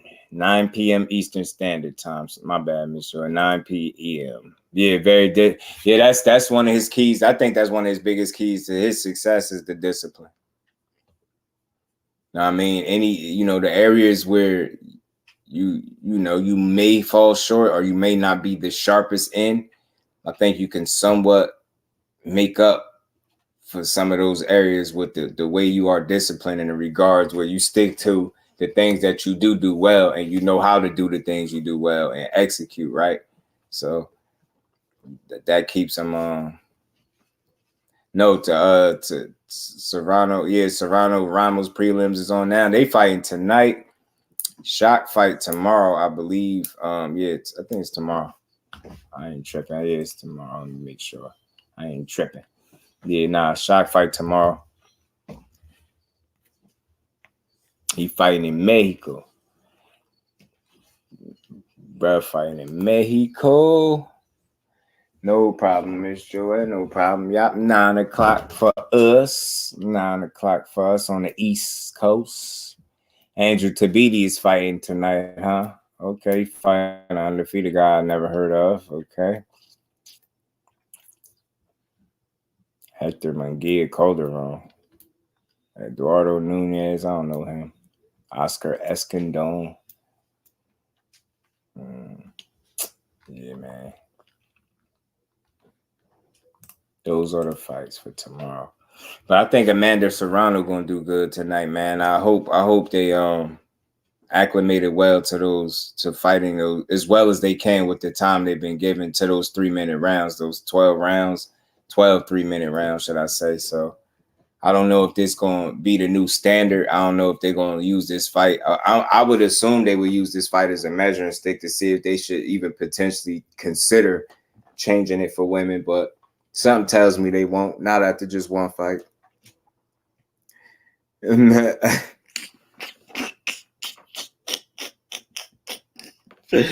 He said, "That's what you hate when people owe you money and get mad at you." Hell yeah. I hate it with a passion.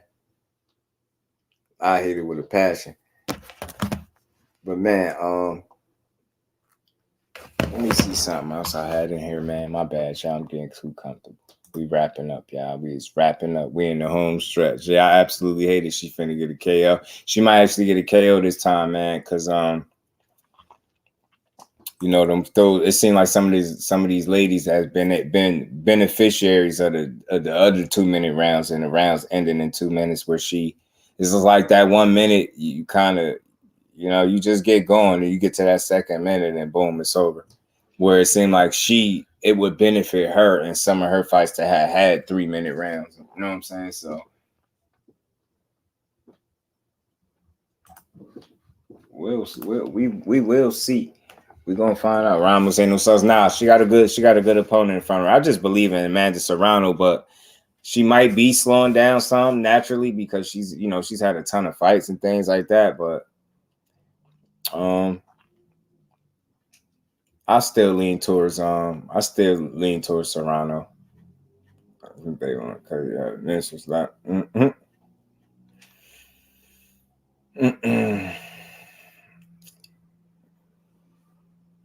He said Mauricio shit. What happened? What happened? You said they got a cycle. What happened? What I say? What I say? So would they be acclimated to the 12 3-minute rounds?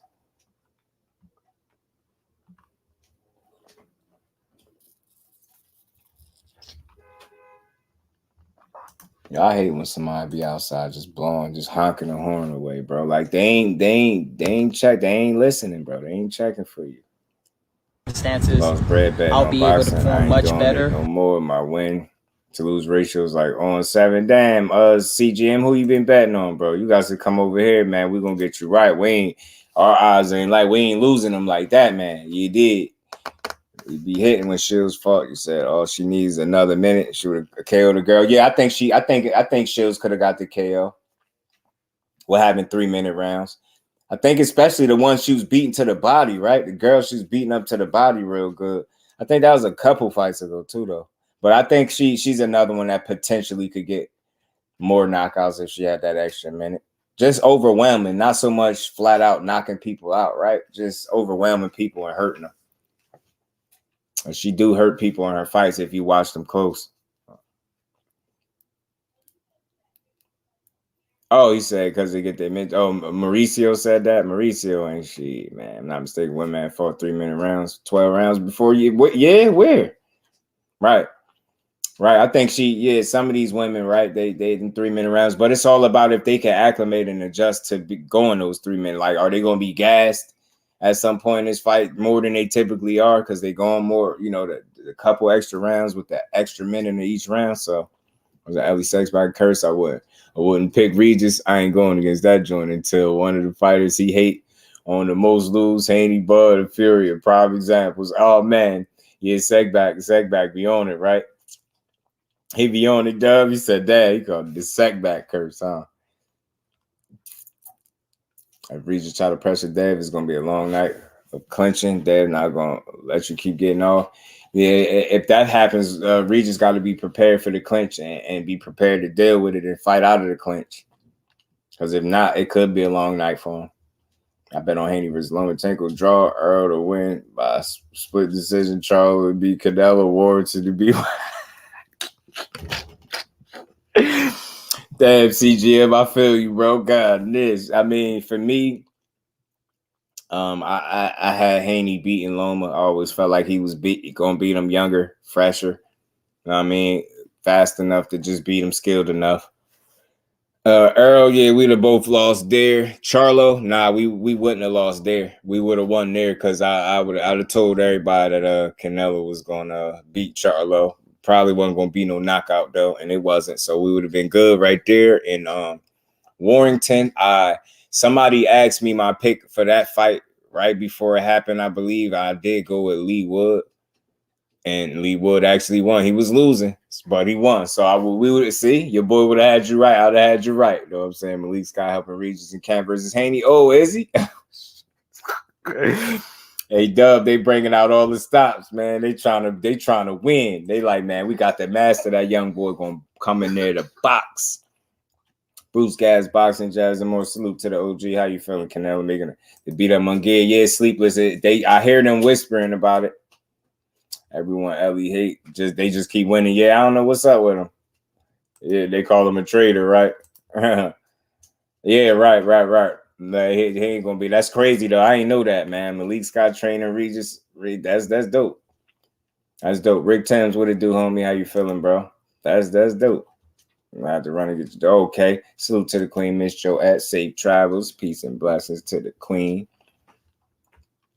This y'all boy Ryan Garcia, man. I forgot to play this a little earlier, man. Where he was talking about, I think it's the Tank rematch he was talking about. Chasing my first losses run that bad. You know, I feel like in different circumstances, I'll be able to perform much better and much more aware and alert. The rehydration class is tough because, you know, you don't know how your body responds when you have no water until you have no water. It's like crazy. I thought I was going to be good. And it's not the fact that I didn't have any water. It's just like my body was like felt chronically dehydrated. It's like, wow, what do I do here? And chronically just felt weak. Just didn't feel there at all. And that's not a knock. You know, I signed the contract. There's nothing you could do at that point. I just kind of wanted to put all that of boxing aside and just fight. Boxing suffered because these guys are all trying to protect the O. Like, okay, trust me, losing sucks, but it's what's gonna happen when you're at the top level, and sometimes you show if you're a real champion is how you bounce back. Talk to him, King Rye. It is how you bounce back, big dog. I agree, King Rod. He said he want that run back with Tank Davis with no rehydration clause. I'm here to tell you, Ryan, either way you get smoked, bro. You can't beat Tank. You need to lay up off Tank, bro, because that's how you got knocked out the first time. Just chill, bro. Like, it's other people for you to fight. You got Oscar Duarte, who you bet not overlook, or you might get sparked. You dig? You might get sparked, bro. So you gotta focus up.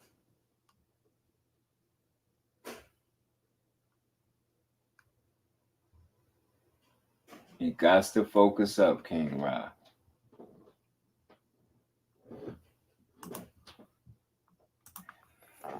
He been having some things to say, man. All that Ryan he stopped when he joined DJ with a coincidence. I think the Ryan. I don't think people hated Ryan. I just think they hated the way he pursued fights, bro. And I think they hated the constant pulling out of fights while strategically speaking Tank Davis' name all the time. I think that's what it did, bro. I think that did it, bro. I think that's why people was all for Ryan, right? Because he's not a guy that if you listen to him talk, he's an easy kid to like, right? You just want to see him take his career more serious. And if you really a fan of the sport, you would be mad and frustrated with the way he moved because you see the talent there. You see the skill level there. It's just a matter of him being disciplined and staying the course, right? Taking it serious, man. Salute to my guy, Tim, man. How you feeling, bro? Good to see you in the building. Much love and appreciation in that super chat, bro. And we ain't never got a box again. Well, I already been getting these bets, but now it's time for you to get your just due. Salute to Tim, man. Much love and appreciation to my bro, man. I'm liking you say you liking Ryan more these days. Yeah, he'll lose the Tank in a rematch, but he seems to be maturing a little bit. Yeah, that's why I played a couple of these clips before we got up out of here, because I wanted to speak on that too. I like his energy that he's showing since losing the Tank. Like, people don't give people a chance to rebound from a loss, to recover. Like, just pay attention to the moves. He was adamant about getting the Tank Davis fight for the longest, right? I hear he was really pushing the issue behind the scenes. He actually gets the fight. He goes into the fight without even a game plan nor a trainer with Jean Jacket Joe Goosen. So he loses. He gets up from a knockdown early, you know what I mean? And he ultimately gets stopped with the body shot, right? But he did fight back. Now, pay attention to the moves after. He hugged Tank, embraced Tank. His Ryan mom hugged Tank, everything. They exchanged numbers. They buds. They probably pals now. They both got that bag. Nobody hate nobody, right? But the guy fired Jean Jacket Joe Goosen, number one. Hired Derrick James, number two. He fighting Oscar Duarte, who I think is a risky comeback fight after coming back off a knockout loss. And you just got to respect it, yo. And now he go in there and win. Man, Ryan Garcia looked like an improved fighter at all in any stretch of the imagination. Man, that's a good look, bro. It's a good look. That's why I want to like the guy. I said this to people. I think the Tank loss could do one or two things: either make him tuck his tail and just keep living off the popularity and getting by, skating by with winnable fights, or he going to take his career more seriously and be a bit more of a dog. And I think he's making the right moves. Got Derrick James, Jean Jacket Joe out, Derrick James in. He locked in. I seen them doing some more work again together. That's a good thing. He said, Ryan, they focused on it now. They're not thinking about that loss, so they put that behind them. They focus on getting that work in, man. So I want to see what he do against Oscar Duarte. You get what I'm saying? That's a guy got a high KO ratio. Definitely can knock him out if he ain't. You already know. I know it was you, bro. I remember. You know, I can't forget. You know, I remember who he was, Tim. Salute to you, bro. Salute to the wife as well, bro. Yeah, so we're going to see what he do. If he come back and look like an improved guy, man, that's a good sign. It's a good sign. It's a good sign. Regis got to show me Dead proved too much to me. Regis got to show me in the ring. Are you talking about skillfully? Yeah, man. Make no mistake, it's gonna be a skills disadvantage in there, man. I know we just want to say skill for skill, but nah, it's not gonna be that. You're gonna show your skill, you're gonna demonstrate your skill the best of your ability, but ultimately, if you tit for tat with him, man, he's gonna outbox you and it might get embarrassing. The best method to victory, in my opinion, is not to box with him, but to make the boxer fight. I've been saying this the whole time and keep saying it until he showed me that he could win. Not doing that, and I don't know about sitting back just trying to outbox Dev. I just don't see how the shorter arm guy, not good a feet. Nah, I don't see it. I see an outboxing, a thorough one too. Thomas, what it do, homie? Never wanted to see that. What's fight. good with you, Just? Can you hear me? Ryan's hand. Oh, I get you. Yeah, you want to see him and Tank.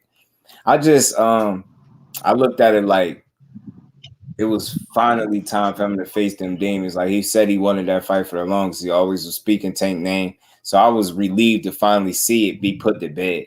And then when I heard that he was the one really pushing for it, that impressed me, man. And to go in there with no game plan and a trainer that wanted to collaborate with you was wild. Like that's the biggest fight of your life. You sending a dude in there with Tank. That's a handicap.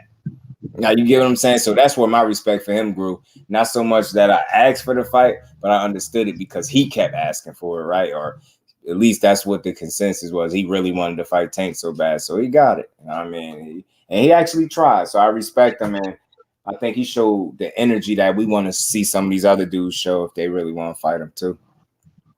You already know, Tim, we gonna get there. We gonna get there. Yo, Just, do you hear me? Yeah, talk to me, bro. Okay, because I was breaking up. Yeah, let me further add to that. You know, people often joke on Ryan and talk down on him and everything like that, but he remained solid throughout the whole promotion, throughout the build up to the fight, and even I remember Charlo. Mm-hmm. You know what I'm saying? I mean, he got up in the ring. He wasn't afraid. He took the fight to Tank. You know, he got in there afterwards, took the loss, handled himself like a man, and didn't make no excuse or anything like that. Mm-hmm. And you know, just going with a talking point that he believes will be effective if they do fight again.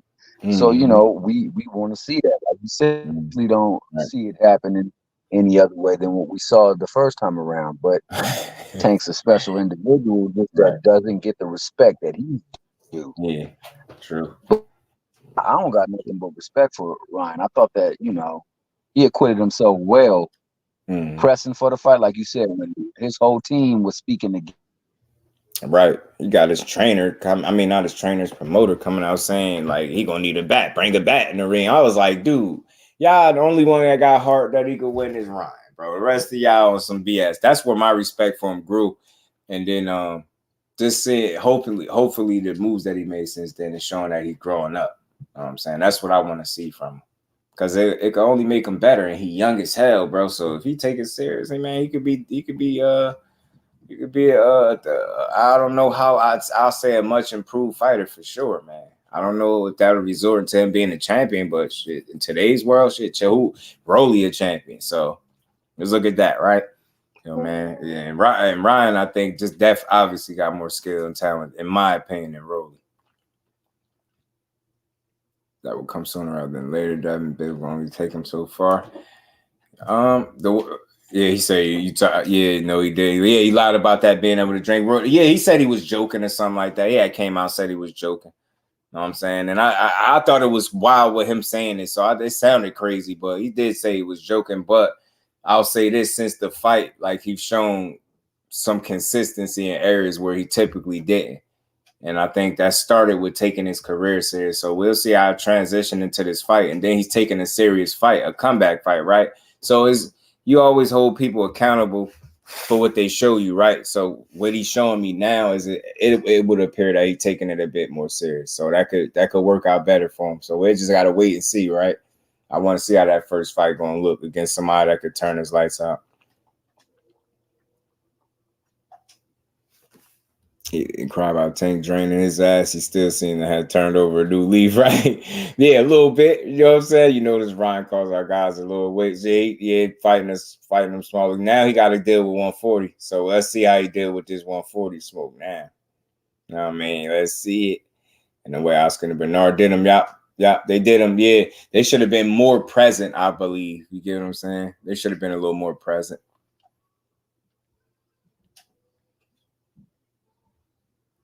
Yeah, man, but Regis definitely that tournament showed a lot about Regis, man. I think losing to Josh Taylor kind of threw people off of just how good he was as a fighter. I think some people kind of dismissed him as a boxer, once he lost to Josh Taylor. But Regis has boxing ability for sure. And again, I'm not saying that he ain't skillful, but I think going tit for tat with Dev with some of the physical dimensions and just the styles, I think will put him at a disadvantage. You get what I'm saying? But I think him being that physically imposing guy, the guy that want to get in there and make it a fight, is what would suit him best against a guy that wants to swim without getting wet, that wants to be clean in there. You know what I'm saying? You gotta rough him up. Smoke Haney. Dedicated Tank is extremely facts. Well, all the way facts, man. So we're gonna see what's next for Tank, man. I hear the talk. I always acknowledge it. I don't, put nothing out there as fact if it ain't. I just heard with the same thing everybody hearing. I hear a couple of different opponents being swirled around. We gonna see. I want to see him all. I'm gonna play this last clip before we got. I bet Oscar was present to pick that check up. They absolutely, man. Knew Ryan lost with his ring walk song. Yeah, now that ring walk song was bogus. Obviously, you always want to run it back when you take a loss. I feel like at different circumstances I could beat him, but also Devin Haney. We have a long history in the amateurs, and he obviously has a pretty big fan base as well. So that would be great too. And Teofimo, he could talk his ass off, and his dad too. So that'd be crazy. I think Teofimo interests me a lot because I just think that whole lead up's gonna be crazy because his pops and everything. Either one is gonna be a big fight, make some good money. But I like Teofimo just because it'd be more chaotic and just funner, to be a part of. But then again, Devin Haney, he's been talking a lot of lately too. So I don't know. Either or. Obviously. He just gave his thoughts. Look, man, he talking the right stuff, man, but we got to deliver on it. But I say fighting a guy like Oscar Duarte is moving in the right direction. He's taking a serious fight. It's a meaningful fight. It's one he can't look over. Got to take it serious or dude could turn his lights out. He is coming off a loss, which is why it's a risky fight. Let's see what he do and how he handle it, and let's see how he proceed to move from here on out, being that he with a serious trainer. He appears to be taking his career a lot more seriously, and we'll see where it go from there. You did what I'm saying? Boy, stop Devin. Let me call him out. Oh, yeah, for sure. Maybe a different circumstance. Tank hanging one hand tied behind his back. Anyway, he say he was never going to fight Shakur. They be trying to, they be talking a lot, but, I think Eddie got plans of trying to make some money with Dev. I think that's what it is. Like they did before. Find some hard punchers. Right. Stepped out for a minute. Come back. Salute to my bro. You already know, man. I'm just in here wrapping up. Salute to everybody in the building, man. Yeah. That's why I say, man, y'all gotta be careful when you don't get the other guy your credit. It's almost like saying like you're not gonna be impressed if he beat this guy that's not that good. Regis is good, man. Haney just has a particular set of skills that can really offset some of the things Regis like to do well if you look at the styles. That's not the end all be all. I could see the moments or the areas where it can be difficult for Regis, and I can see the moments where it can be a challenge for Dev, right? This is why we want to see the fight. Like I said, but I like both guys. My pick is my pick. Unless I'm wrong, I'm wrong. But I think Dev gonna pull it off. I think he'll win on points. I think this fighter go to the cards.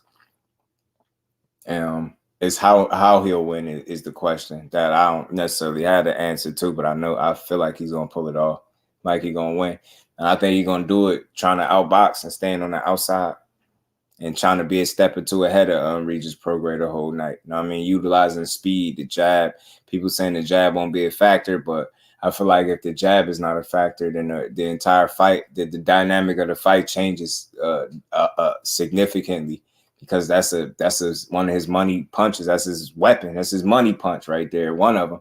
You know what I mean? That jab. So if he's not utilizing that to establish his offense and work off it, I don't know I don't know how the fight plays out if the jab isn't present for this particular fight, right? Given the styles and what I feel like Regis is going to want to do to try to win this fight. Yeah, that's why I say Roger, you got to. If it's going to be a chess match, I favor Dev all day, night, all day long, all day and night, man. It's good. Oh man, you not. Nah, look, I say this, bro. Just watch Regis a little bit more closely, bro. I think sometimes we get accustomed to what our favorites do. So sometimes when we look at a guy that might not be on that exact level or have that exact set of skills, sometimes we miss a lot of what these fighters are able to do because we're looking for something that we see in other fighters and that guy, and you're not gonna get it. And I think it's like a force of habit. You just get accustomed to what you like to see and what your preference is. And I think sometimes when you watch a guy and you don't see him executing what your preferences is in the ring, then you got a tendency to kind of dismiss this talent or the skill set that's in front of you. So I think that's what the case with Reed. You just got to look a bit closely, man. He do a pretty good job at mixing up some good boxing skills with that brawler type, boxer type, I would say puncher type energy that he bring, man, like that in shape Street Fighter type vibe that he gave you, man. So we're gonna see, man. We're gonna see. But salute to everybody in the building. Much love and appreciation to everybody pulling up on this Good Friday, man. Yeah, I know how we do. We got Amanda Serrano tonight, and I think that starts at 9:00. And then we got Shot tomorrow fighting Eduardo Hernandez. Rocky Hernandez is going to be a good fight. Regis has to turn to Sean Porter here. You got to make it rough in there, Roger. And Regis actually outboxed Dev and win. That's a tougher win for him, bro. That's a tougher win if he tries to outbox, in my opinion. I think he needs to outfight him. I think he needs to force the guy that likes to typically box to fight more so than box. I think the more moments that the fighter spent boxing, I think that favors Dev. Obviously, with the styles and the things that he's able to do and be elusive like that, right? But if there are moments where it's rough and it's physical and it's a fight, I think it obviously favors Regis. But I think with the feet of Dev, he's gonna make it difficult for Regis to get in the range that he want to feel comfortable working. So he might find himself behind rounds early, you know what I'm saying? But before he catch on. So we're gonna see. We're gonna see, man. We're gonna see. We will see. Let me see what I missed. Damn it. He said, ask Ron to call out guys at his weight class. Yeah, I think now that's where he at, Tim. I think that's where he at now, bro. I think he in a space where he's going to be competing at 140. So I think that's where he need to campaign at. Now, speaking on Tank, it's cool. And, look, Devin is there and Teofimo is there. So at least 2 of the 3 guys that he did mention in that most recent clip I just played are at 140. So that is a good sign. And I'm right there with you because I gave Canelo a lot of flack for not fighting guys that's in his weight class. So I want the energy to be consistent across boxing. I just want to see guys fight guys that's in their weight class that's willing and able, that's deserving of the opportunities. I don't want to see guys dragging up smaller guys that's supposed to be top level fighters and then beating up, these run of the mill fighters because they're smaller. Boxers way the middle. This is all on in. So Devin gotta have some hot-ish coming from him. Yeah, it's gonna be interesting to see how he approaches dealing with Devin's power and if it even bothers him, right? Enough to keep him honest. That's what I want to see.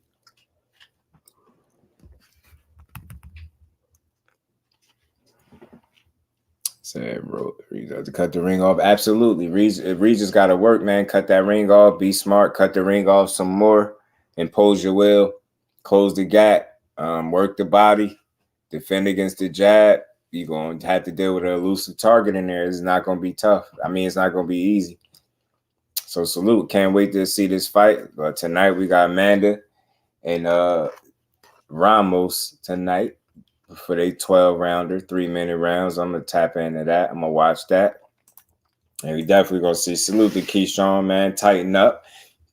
No more J's a month out from the fight or whatever you had going on, but good to know that it's not PDs. Like Bob said in that clip, no matter if it's new, old, or whatever, the fact that he ain't condemning somebody for smoking no joint, neither am I.